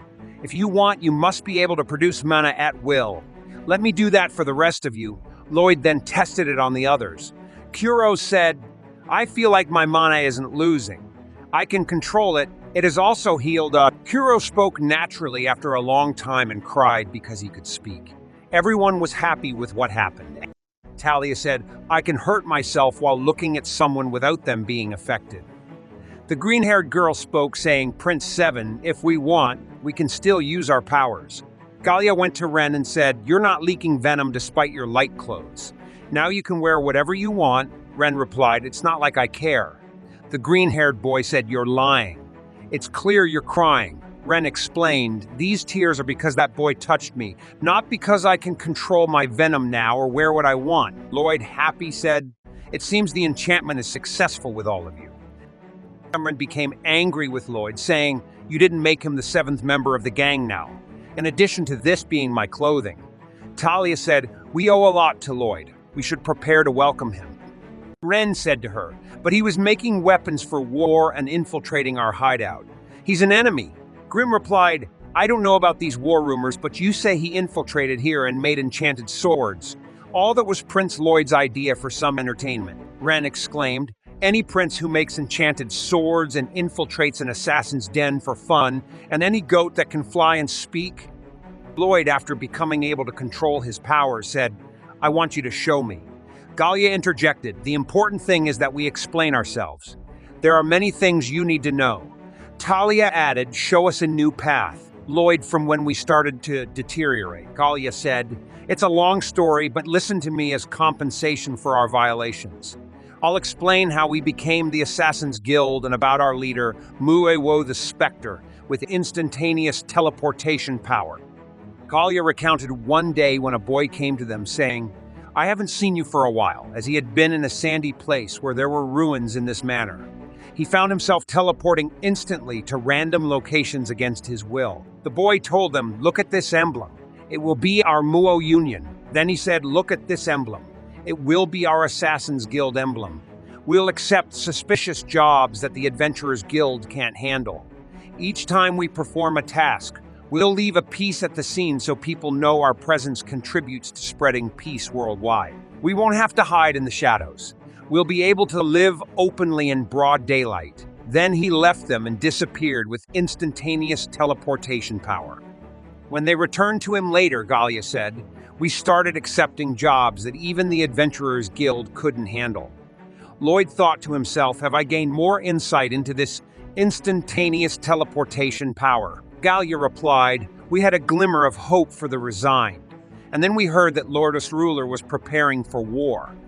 Suddenly, they received this message, and Silva and the young wolf come out saying, 'We came to rescue you.' However, they enter and find no one, but they catch his scent, and we see the wolf consulting her about this message. She takes it and reads it aloud to Albert, stating that Lloyd is going to visit Lordus Ruler's palace with the Assassin's Guild, which greatly frightens Albert. He says, 'How did this happen exactly?' And matters are very sensitive with Lordust. Why is Lloyd doing this? Why would Lordust and the assassins cooperate and kidnap Lloyd? If that's the case, then I'll be forced." His friend says to him, "Calm down, but you can't start a war with Lordust based on a theory. I don't believe anyone can kidnap Lloyd. Albert insists war should be the last resort. I'll pursue a peaceful solution to the end. Lloyd is strong. A group of vagrants can't surpass him." Then Silva gives Albert clothes she found in their hideout, saying they belong to Lloyd. Albert, with anger, says, "We will start the war now." Then we see Lloyd using teleportation power to arrive at Lordus' palace. That's how today's episode ends. Stay tuned for the upcoming episodes of this anime. So don't forget to subscribe and activate the notification bell for all the latest updates. The anime episode begins with Lloyd when he is with a group of assassins, and they receive a message from the Assassins Guild with their leader, Guide's mark on it. Galilea rushes to open the message and reads Guide's words, apologizing for his delayed return as he had been dealing with the rulers of Lordost who were preparing for war. Now that he has overthrown them, he is the ruler and ready to welcome them all to the governor's palace, as he promised. He has prepared a welcome party for them at the Lordost governor's palace because he wants to live with them again. After Galilea finishes reading the message, he weeps, moved by his leader's words, but the rest of the team is happy because their leader has returned and kept his promise to them. Galilea then speaks to Lloyd, pleading that they want to head to Lordost to meet Guide. He swears that they will repay him for this favor someday. If he doesn't mind, they want him to join them on their journey, as this way he can also stamp the spell on Guide. Lloyd talks to Ryan and asks her if she knows where the message came from. She replies that it appeared suddenly out of nowhere. Lloyd realizes that this means it was teleported accurately to the exact spot, as spatial teleportation is one of the most complex magical topics. It is something no one has fully discovered yet, and it's not something someone can figure out accidentally. Galilea understands that Guide can control his power, and that he was lying about not being able to control it before. However, they do not understand the benefit of lying about that, so they cannot fully trust what he says in the message. Ryan tells him that Guide must have learned how to control his power. Lloyd responds that in this case he wouldn't need to accompany them, but he will go anyway as his interest in teleportation requires it. He then tells Rin that he thought she trusted Guide. She replies that she does trust him, but is afraid something might go wrong for them if they are alone. Lloyd decides to go with them so they can rest and follow him. Lloyd then teleports them, arriving in a forest. Upon landing, the group of assassins feels exhausted from the rapid transit. Lloyd tells them that not even 10 minutes have passed since they started flying. Yet everyone is sprawled on the ground. Babylon bends backward dramatically and remarks that there is no problem since they are close to their destination. He suggests they take a break and walk the rest of the way. Rin proposes they find something to eat in the forest, but Lloyd refuses. Babylon insists, boasting about her upbringing in the forest. She reveals that when Rin was young, her venom ended up killing her parents, leaving her to survive alone in the forest until Guide helped her. We flash back to when Guide found Ryan and brought her to his group. He announced her name and warned them about her dangerous venom. Everyone was afraid, but Guide assured them it would be fine as he would teach her how to integrate. Galilea pointed out that Ren was restrained, but if her venom started leaking, they would all die. He understood that merely binding her wouldn't contain the venom, indicating she couldn't truly live with people. He declared that he would take care of her and asked for their assistance. Galilea agreed to be her teacher. Talia and Crow offered to design her clothes, and Babylon sought to find food to neutralize her venom. They all worked together to help her become an ordinary human. Ryan cried and thanked them for their help. Since then, Guide had been like a real brother to Rin, and they all truly felt like family. Hearing all this, Lloyd wished to meet Guide. Meanwhile, Ryan finished preparing the food, and everyone was fearful of being poisoned. She informed them it was an improvised stew from forest ingredients. Babylon asked Crow to use his magic to make it taste good, which angered Rin, who insisted there was no need because it was already delicious. Talia mentioned that Lloyd was a prince and shouldn't eat such food, but before Rin could reply, she noticed Lloyd eating the stew. He found it very delicious, explaining that in his previous life, he was so poor he had prepared and eaten much worse food. Everyone was astonished as Lloyd devoured the stew, despite growing up in the slums and being hesitant to eat it initially. Eventually, everyone sat down to eat Ryan's food and were delighted by its deliciousness, discovering Ryan's unexpected talent for cooking despite her venomous nature. And then recalls her leader, Guide, and wishes he were with them to taste her food. She remembers the past when he was by their side, informing them that the Adventurers Guild would reconsider the bounties on their heads, meaning they wouldn't be fugitives anymore. Everyone was overjoyed at the news, as they could now live normal lives. Guide asked them to calm down, reminding them that the guild would only reconsider for now. Galilea interrupted, saying that reconsideration meant they were getting closer to it becoming a reality. Gide paused and then revealed that he had been pretending to be a mere vagrant, but he was actually the third son of the ruler of Lordost. He was a noble who had approached them to use them because Lordost was ruled by his family, a nefarious, devilish group planning wars daily like bloodthirsty beasts. He had been seeking a way to prevent this war, looking for allies and seeking power, which is why he approached them and formed this team. In the end, he apologized for manipulating them. However, no one was shocked. All they realized was that Gide was actually wealthy. Gide became angry, thinking they should have been more surprised.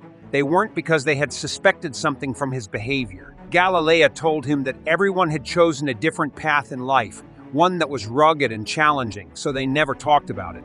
In the end, they were still wanted by the Assassin's Guild. Regardless of his motives, Gide gave them hope, being like the sun to those living in the shadows. He could have kept his mouth shut forever, and they believed he would help them and even kill his wealthy siblings. Gide falls silent for a moment, and then tells them that he wants to settle the matter himself. He explains that they have all been striving for the right to live normal lives. If the Adventurers Guild discovers that they carried out assassinations based on personal grudges, all their efforts would be in vain, and the bounties on their heads would likely increase significantly. They would never truly know freedom again. He reveals that his body is cursed and his family is a curse, making his entire life seem cursed. However, the time he spent with them was a blessing. He wants to forget everything about Lordost and live with them as a family, but he knows he can't do that because Lordost will wage war one day, and he cannot stand idly by and ignore it. More importantly, Gide has a dream now and wants them to promise him something. Even if he never returns from Lordost, he asks them to keep the guild going and not lose hope in their dream of living openly again. If he can return, he will become the ruler of Lordost and make it a place where the outcasts can live happily, where everyone can live together. The scene transitions to the forest, where Galilea is carrying a sleeping Rin on his back. He remarks, it's unbelievable that he uses all this unnatural magic that no one else can. He fell asleep. He's just a very cute, the small creature. Grim responds. He's not that cute. Even while sleeping, he's surrounded by a sturdy barrier at all times. Rein then speaks. We should let Lloyd rest while we go and check out the palace. I don't want to doubt Gide, but he might be under the control of the Lordost officials. They might have forced him to send that message. Galilea agrees. That's a good point. It would be best to verify this. We should try to make this as easy as possible for Prince Lloyd. Rin asks Grim to stay with Lloyd. Grim responds, he'll be worried if anything happens to you while he's asleep, and he'll be mad at me. So we should handle the exploration.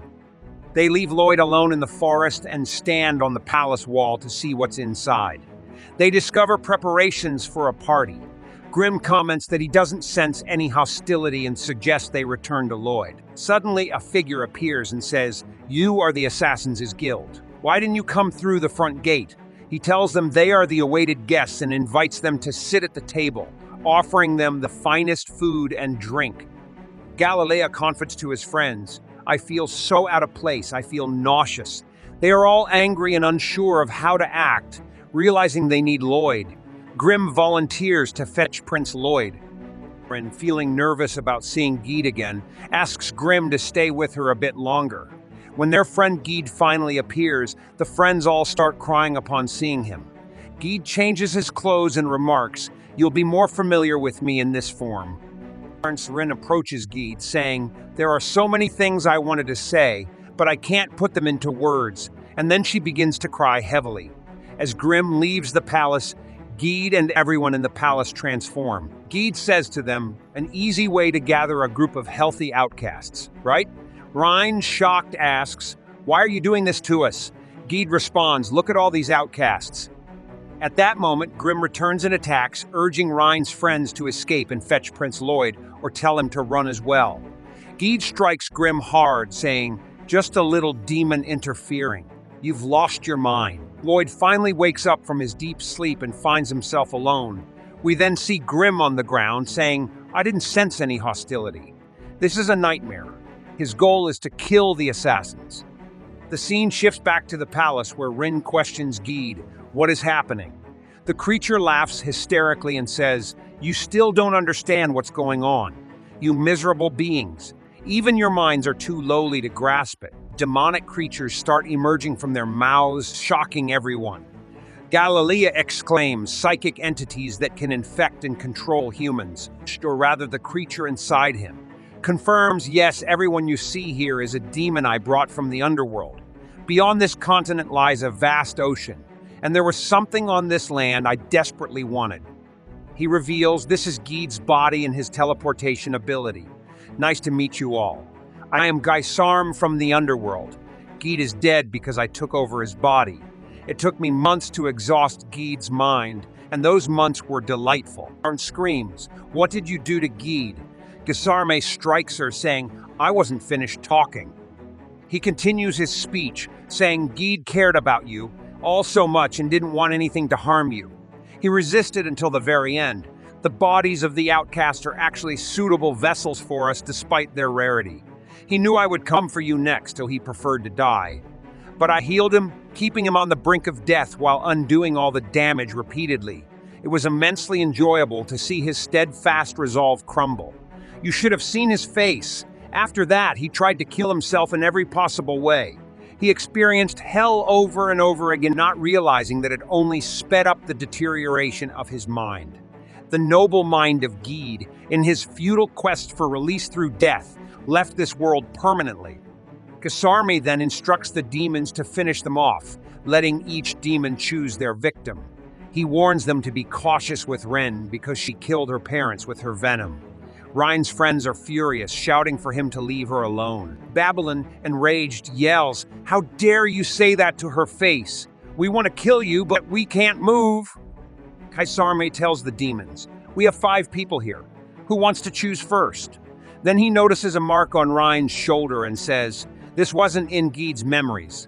It looks like a spell. I don't care for magic, but I hate seeing my property tampered with." He demands who did this and transforms into a more terrifying demon to intimidate Rin.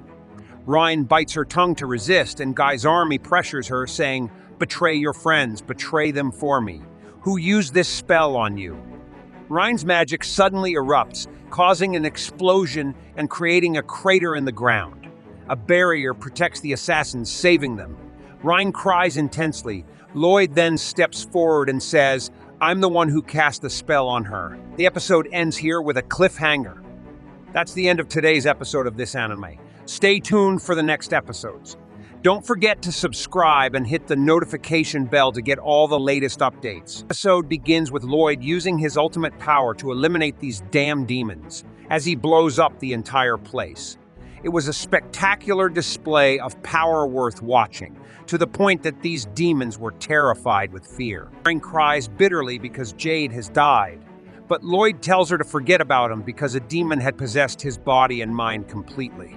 However, he notices her mouth is bleeding and asks if she tried to bite her tongue. He then heals her with a very advanced technique and tells them that he had been targeting the demon from the beginning, but they can leave the rest to him as he will take full responsibility. They then take each other and leave the place as Lloyd orders them because the situation is very dangerous. There are still many demons everywhere, and they would be an obstacle for Lloyd if they stayed. Then we see the leader of the demons, named Githarm, burning with fire from all directions. He suddenly emerges and says to them, "What are you fools doing? Have you forgotten why we set this trap? Assassins are professionals when it comes to hiding. Now go drive him out before I kill you all." Everyone then rushes out quickly, but Lloyd tells him that he won't allow that to happen. He then directs a scorching laser beam at them to kill them all. Githarm appears again, this time at the top of the tower, and delivers a powerful blow to Lloyd, piercing his defensive barrier. Lloyd evades it and falls to the ground while analyzing his body to launch an attack.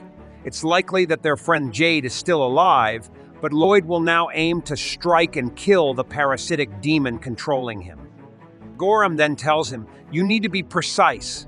I noticed that this is similar to the cursed speech of their friend Caro, although this is much more effective. There is no comparison when using a spell to summon a phenomenon. You can use a wall of mana to defend against but when the attack is specifically directed, it's not necessarily effective. The barrier is like a sieve and the mana is like water. Water can seep through any hole. If we were dealing with someone like Pazuzu, he might be able to overcome anything you block with your mana. But in this case, the special mana can pierce my heart. Then Grimm speaks to him. Demons are classified into ranks from 1 to 10. Those at the bottom are usually garbage demons of the 10th rank, so magic works on them. Pazuzu was of the 8th rank. I am Gorum, a 3rd rank demon. Lloyd replied, I think that demon leader is of the 1st rank. Grimm responded, no, it's worse than that. He's much higher. He is a leader from the underworld, the demon lord, one of the most powerful beings in this world. He is a natural disaster. Lloyd told him, don't worry, my friend. I think he's more than just a scoundrel. I must discipline him. Grimm shouted at him, this time you are no match for him. Your Highness, you need to retreat. We must find another opportunity to defeat him. The demon lord then speaks to Lloyd, who exactly are you? Lloyd replied, just a prince, the 7th prince. The demon lord then said, I remember something about you from the memories of your friend Jade, but you will not leave here unscathed. Look below. You have ruined my throne and destroyed my followers. You will never get away with this, prince. I don't think we've settled the score yet. Grimm was trembling with fear. The real battle was about to begin. Before that, Grimm urged Lloyd to escape quickly, saying their chances of winning were very slim. But Lloyd didn't care. He wanted to fight him no matter how powerful he was. But this demon is on another level. High-pressure mana would appear as mere ripples to him. He is a natural-born monstrosity dwelling in the deepest depths. The demon attacks Lloyd, breaking through his sturdy barrier. Grimm is terrified, saying that his spiraling black flare gun has been completely blocked. The demon tells Lloyd, you have good protection, prince, and then prepares another spell to attack him, saying, how many layers can withstand this? He shoots arrows at Lloyd, who tries to block them all.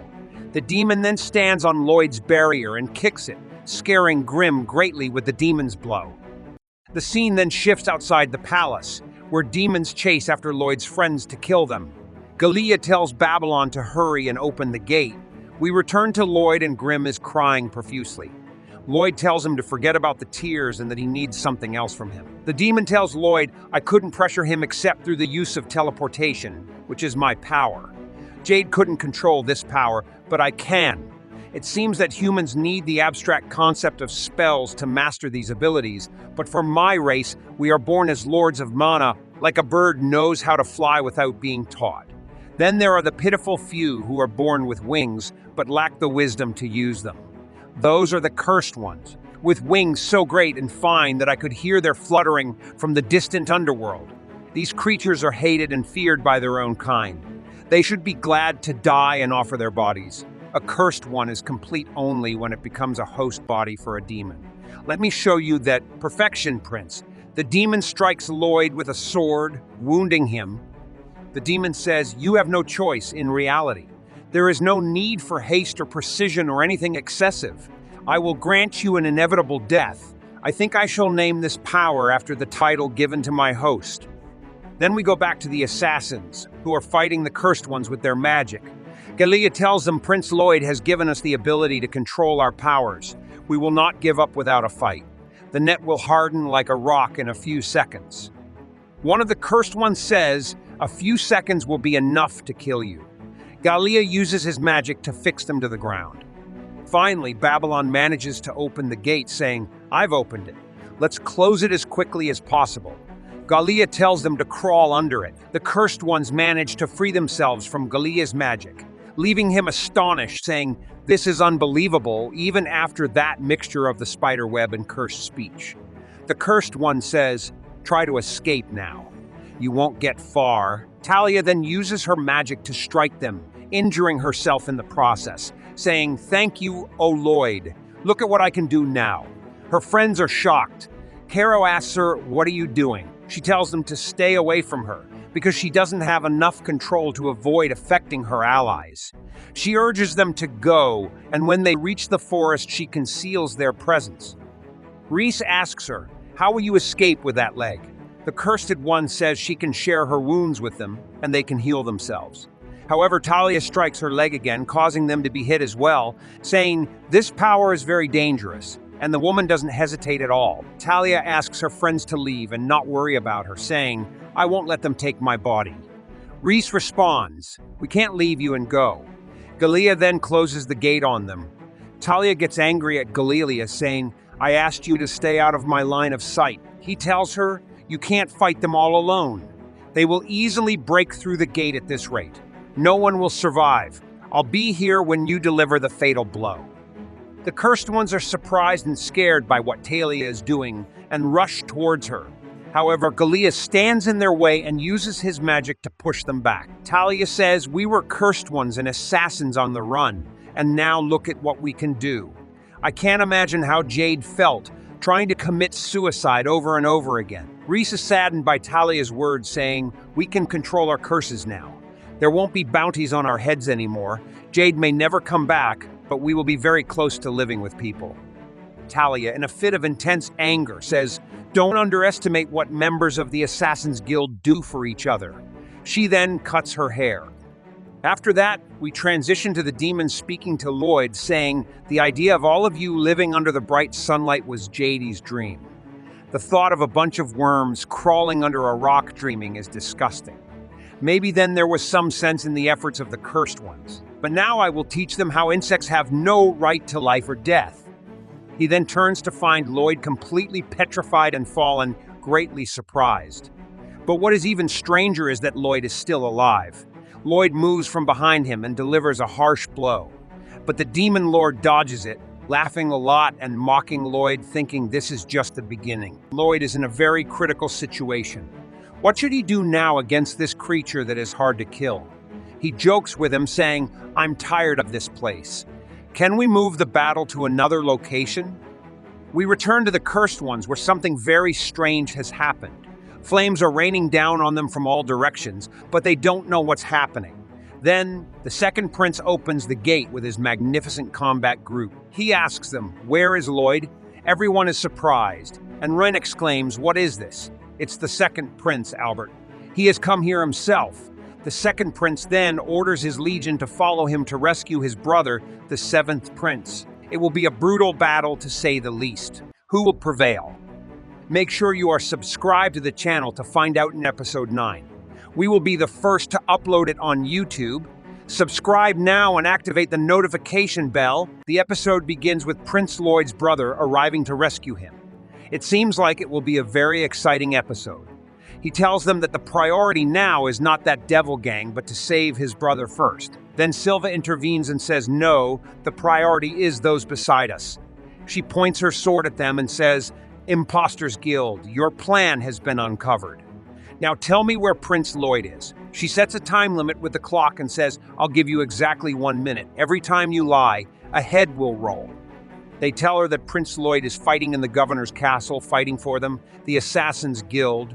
Then Ren says that he is facing the demon leader, but before he can finish, his friend covers his mouth and says, "Do not say another word.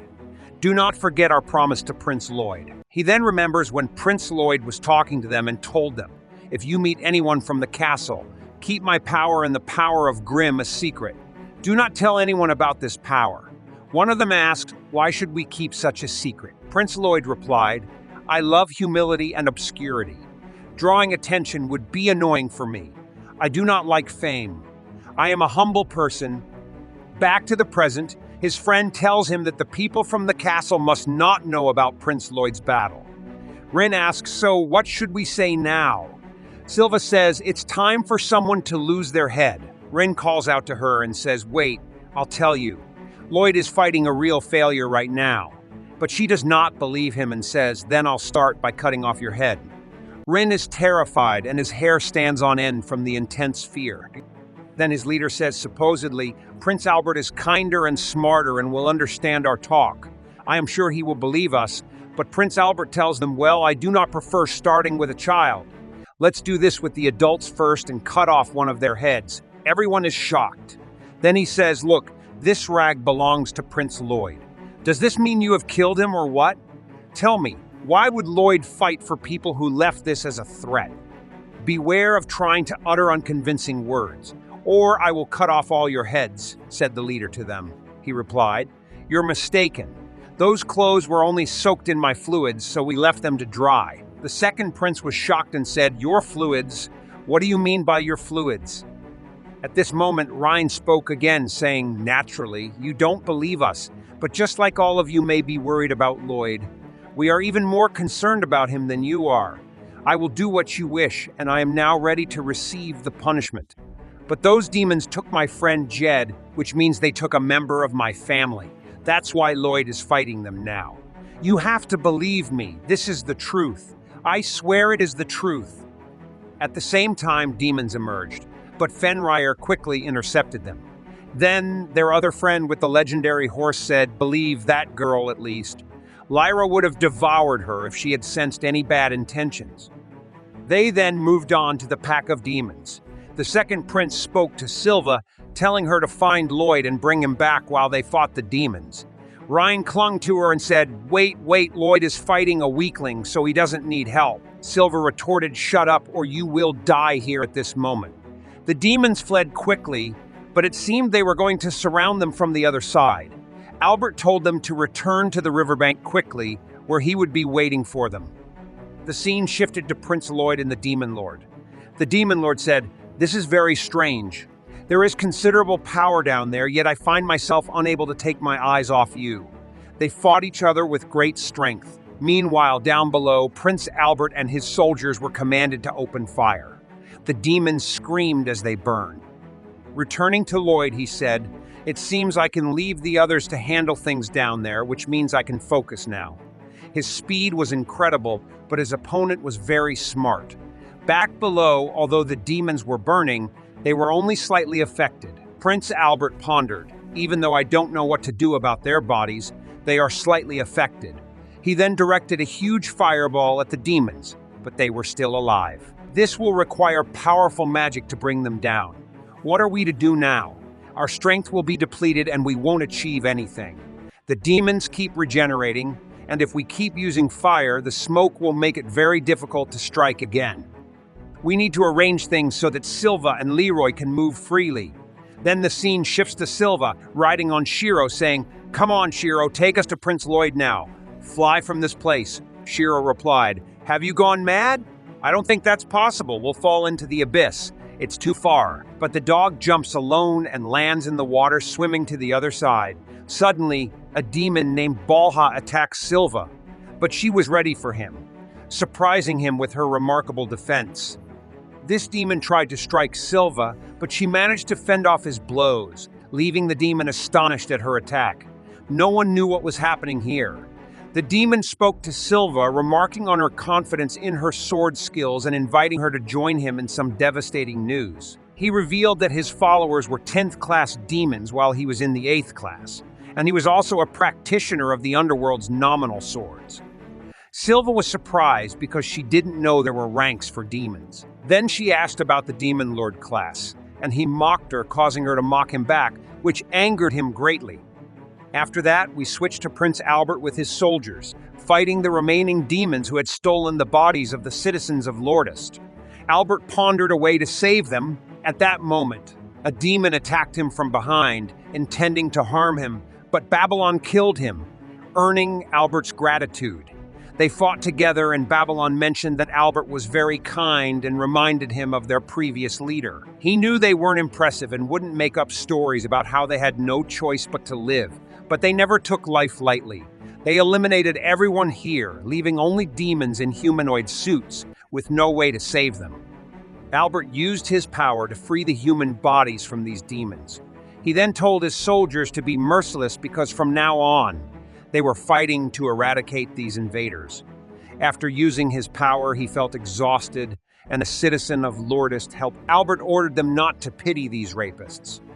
Then we switched to Silva, who is fighting this cursed demon. She fights bravely against him, being able to withstand each of his strikes and counter with her own strength. This fight continues for a long time, astonishing everyone with Silva's power. The demon speaks to her, telling her that they can exceed human limits. It's their demonic right.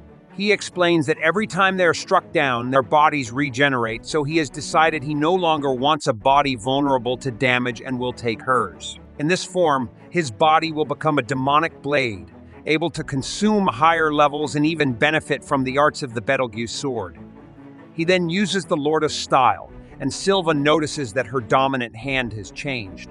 He attempts to strike her, but she manages to dodge his attack. The demon tells her that the people of Lordust are known for their martial arts interests and asks her to look at her hand, as the owner of this body put a lot of effort into it. He recalls the training and the metal ring on his finger, which annoyed him. So he threw it away. He had lived a fulfilling life with all his experiences, and now those memories and his body belong to him. He tells Silva that humans are like clothes to them. The rival remarks, "What do humans mean to you?" Silva, using her magic, attacks him, surprising the demon. He asks, "Can you use the demonic blade form?" Silva replies, "I learned it just by watching. You can't even steal a technique without stealing the body of an insect. I think your head is full of garbage." She then calls on Shiro, and the demon says, "Fighting alongside the wolf bear won't improve your chances." Silva readies herself, pulling the sword from Shiro, which Lloyd had brought her. She will benefit from this stolen body, which cannot compare to the levels that humans striving for wisdom can achieve. "Allow me to demonstrate," she said.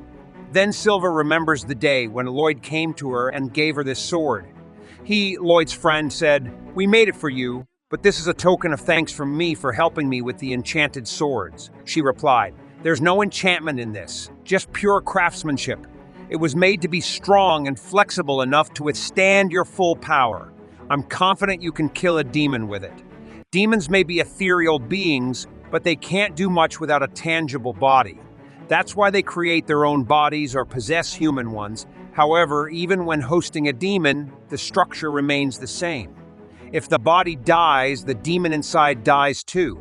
The only problem is that when under demon control, the body can be strong, requiring a strong attack to inflict damage, and even then, the damage can be repaired automatically. They must be taken down with one powerful strike. Silva thanks him for his concern. Lloyd's friend says, "We'll give the sword a name, taking my name and Lloyd's and Silva's Delova." Silva says, "This name has magic.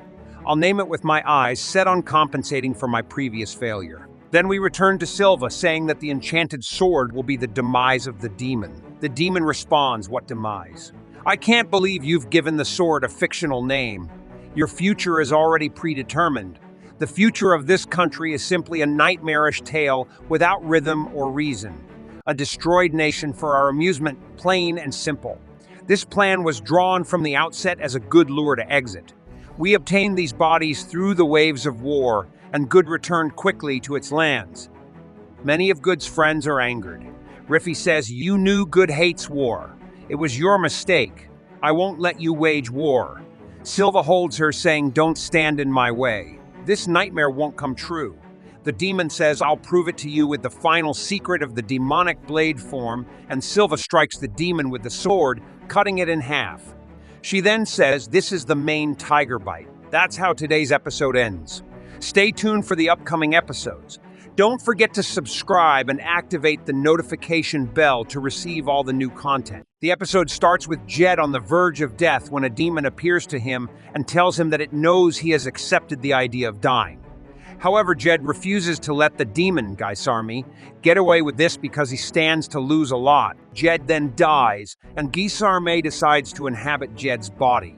Once he possesses Jed's body, Gaisarmi alters Jed's appearance. He then remarks that he still doesn't understand what Jed was trying to accomplish before he died. Now with Jed's power and memories at his disposal, he can see Jed's friends. As long as he possesses this body, he can do anything. At this moment, his assistant, a small demon, arrives and congratulates him on his achievement. The assistant remarks that Gaisarmi has finally managed to seize Jed's power. When asked about their next move, Gaisarmi replies that Jed was afraid of war, so he wants to start a major conflict. The scene then shifts to Reed and Jed's friends, where we see Jed lying on the ground with everyone crying over him. Silva arrives and talks to them about demons. Before a demon can possess someone's body, that person must have been a swordsman of significant value. Silva mentions that she enjoyed using the Lord of Style in duels. Reed, while crying, asks her if she knew Jed. She replies that she didn't know him but believes he was happy.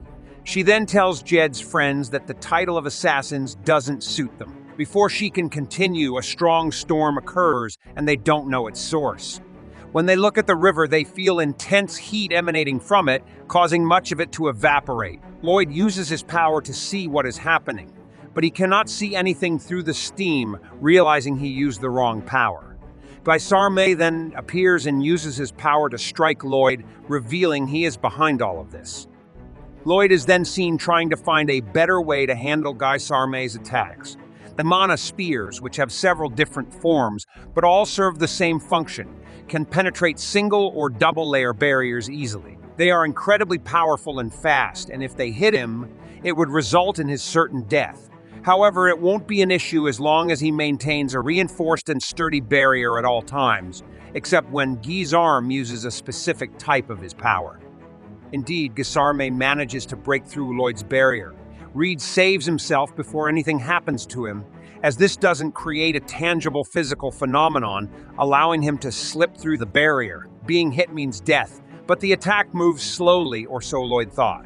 However, Guisarme can use these mana spears as a means of transportation, which means Lloyd needs to both block with barriers and perform evasive maneuvers. The situation becomes increasingly complicated for him. Guisarme then uses a new type of power called the Shadow Wolf, which is the most dangerous ability anyone can use. This requires Lloyd to move at high speed constantly. If Guisarme notices Lloyd slowing down for more than 2 seconds, he will pinpoint his location and launch a powerful attack towards him. If Lloyd were in Guisarme's place, he would be launching strikes at himself, which irritates Lloyd so much that he considers attacking. He must use a spell faster than 2 seconds to counter the Shadow Wolf's power. Lloyd then uses his immense power to strike Guisarme. Guisarme is not afraid of this attack, knowing it won't kill him but only burn his clothes. Indeed, it has no effect on him. Lloyd then uses key techniques, specifically spectral detection, intending to find the Shadow Wolf that allows Guisarme to move anywhere at any time. This means he has to track Guisarme continuously using spectral detection. Suddenly, Lloyd receives a message from Grimm warning him to keep moving. If he doesn't stay in motion, the Shadow Wolf will hit him. Lloyd then realizes he has been standing still for a while but hasn't been attacked by the Shadow Wolf. This makes him suspect that Guy's knows his location because of the message. In this situation, it's easy for Guisarme to accurately aim at him. Guisarme then reflects on what his friends are doing. He never forgets why they are using this tactic, as assassins are experts in hiding. If they are vigilant enough, Guisarme might never be able to find them again. Lloyd stops moving, and Grimm, his friend, asks him why he has stopped. Lloyd replies that there are no attacks, suggesting that Guisarme might have lost sight of them. What Lloyd wants to do is get close enough to hit Guisarme with his attack, but Guisarme will notice if he does that and lose his advantage. Lloyd is uncertain about what to do next. Then we see Guisarme searching for Lloyd, never expecting the river to evaporate. He can't see anything, but if he waits long enough, he suddenly sees Lloyd. Lloyd uses the puppet parade technique, where he has copied many puppets that look exactly like him to the extent that Guisarme can't distinguish Lloyd from the other puppets. However, Guisarme eventually realizes which one is Lloyd because Lloyd is the only one without a sword made of dirt. It's a well-executed plan, but Lloyd had to carry it out with his real body to avoid any consequences. Magical attacks wouldn't work, so Guisarme decides to try physical attacks. This explains Lloyd's attempts to approach with the sword. Guisarme tells Lloyd that these attacks will never harm him.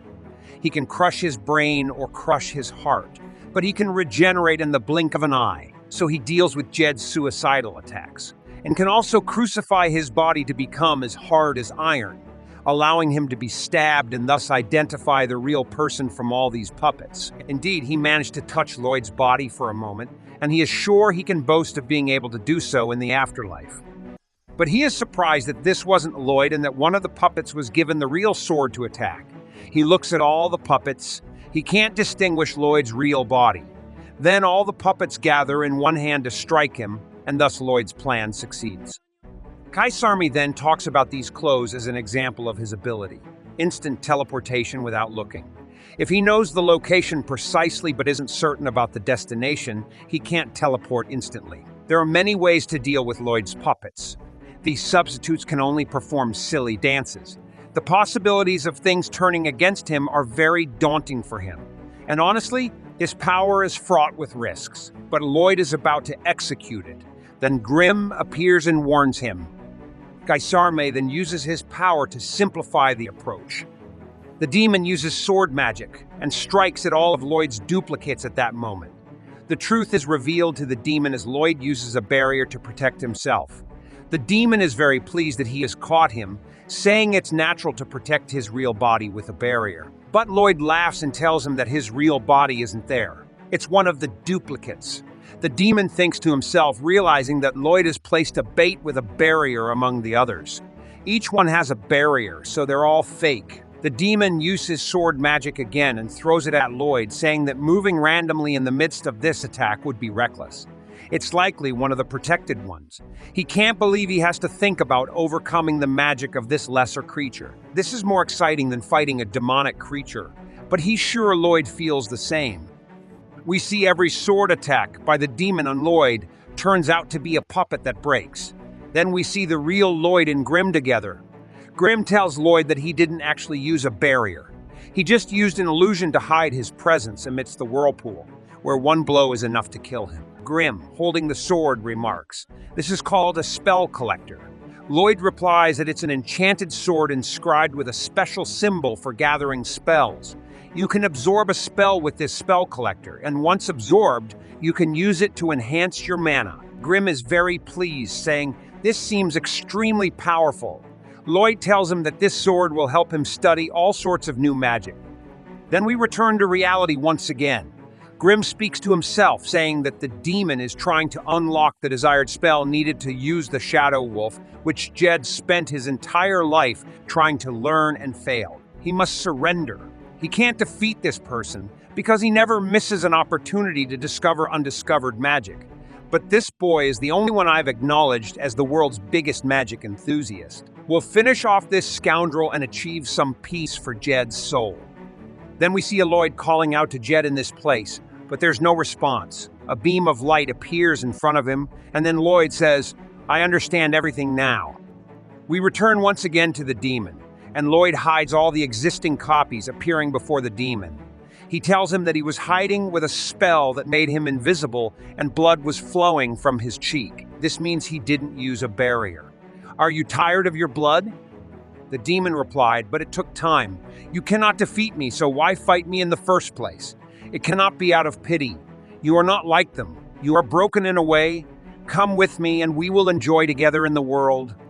Lloyd spoke, "I doubt you'll understand this explanation, but the lion never asks why it has claws and fangs because they never bothered them.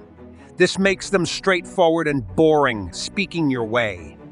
Lloyd tells him humans are weak, and we live a life of suffering from what we lack. That's why we can build such amazing things. Magic is an imagination for the desire to fly and the desire to fire. Every spell is a solid spell in our dreams. The demon replied, "I don't understand." Lloyd attacked him, striking him with a powerful blow to his abdomen. He tells him that was not a mana attack. Using breathing to harness supernatural power is the techniques of Kie magic learned from all fields of knowledge. The demon is amazed by Lloyd's power, saying, "You attacked me when I used the instant transfer. I've been waiting for your mana spears for a while." Lloyd tells him it's just a more advanced version of the rival and crow's moves. He asks the demon to come to him quickly, making him angry, saying, "A creature like you, a garbage, making a request from the Lord of Demons. A stroke of luck made you delusional." Then Lloyd asks him if he remembers what he said, and as he takes his last breaths, the demon replies, "He didn't tell me anything important."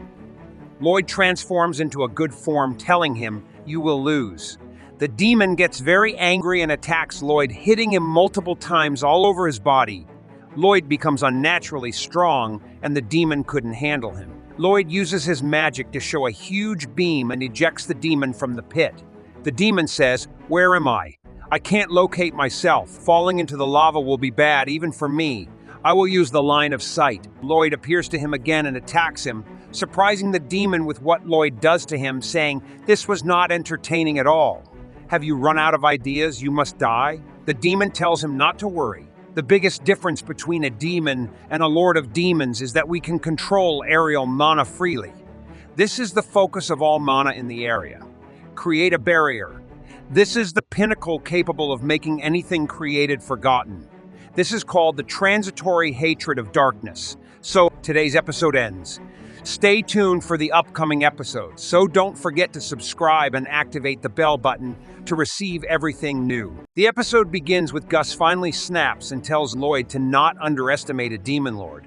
As he reveals his ultimate technique as a demon lord, he can freely manipulate the mana in the atmosphere, and he gathers it above him, condensing it into a giant black. He tells Lloyd that no matter what he does, he cannot defend against his greatest attack Deuce.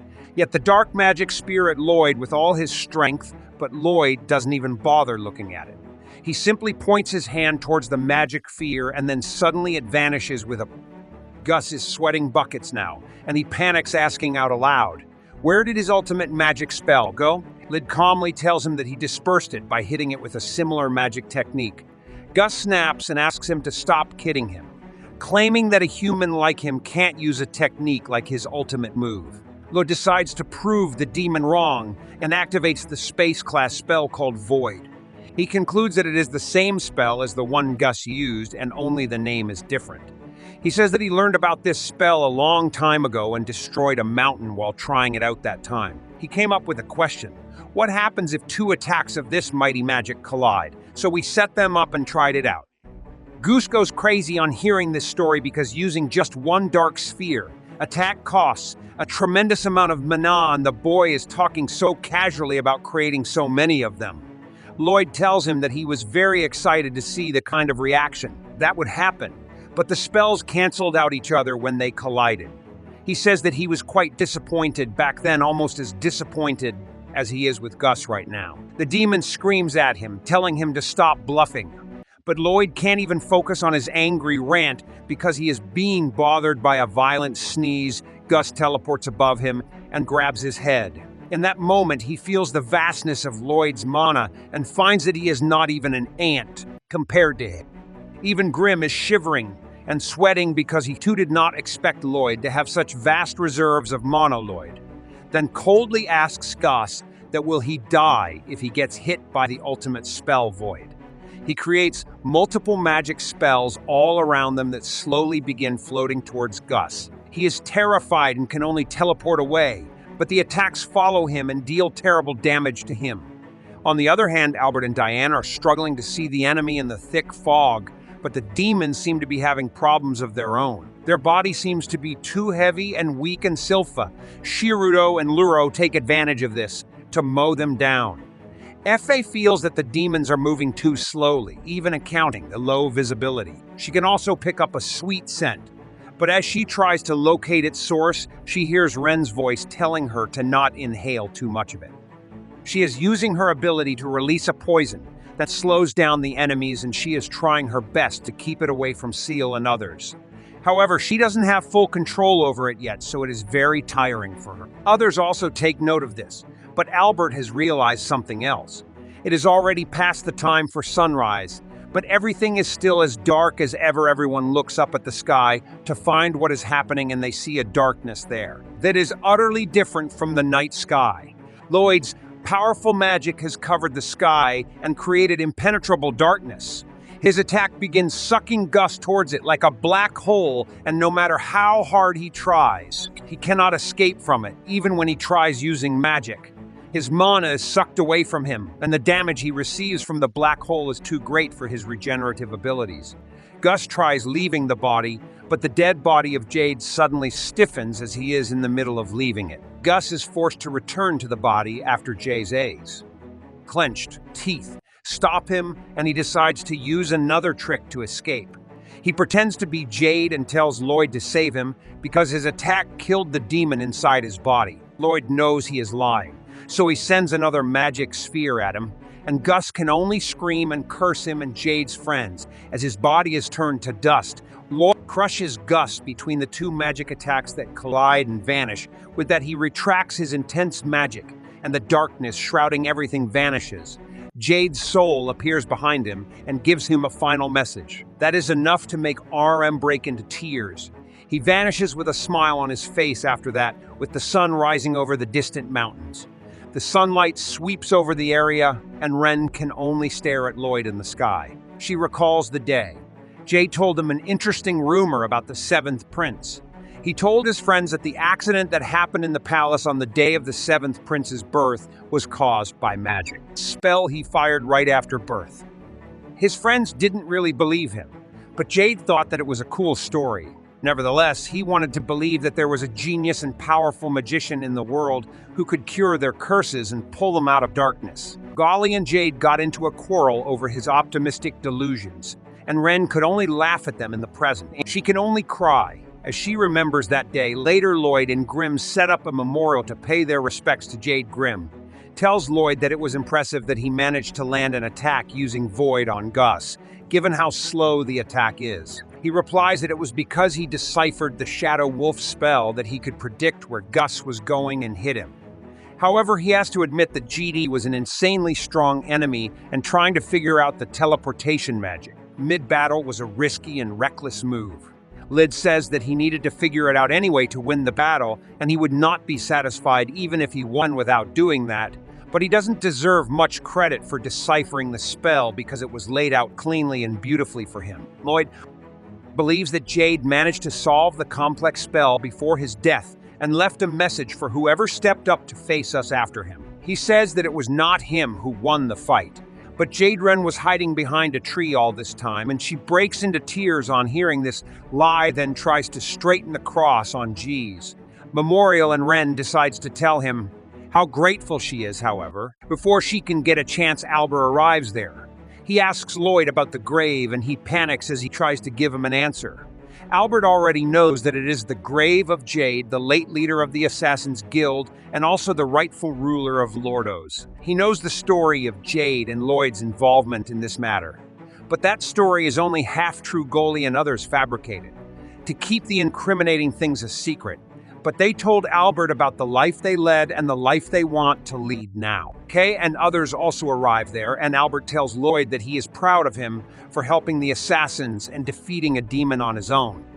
However, things are not going to end so simply. Albert reveals that the assassins have been taken into custody, and Ren is the only one who has not yet been arrested. They have killed many people for money, and they even kidnapped a prince and dragged him into war. These are all serious charges. And their punishment will be great. To Golly and others have said that they plan to for their sins by serving Lloyd for the rest of their lives.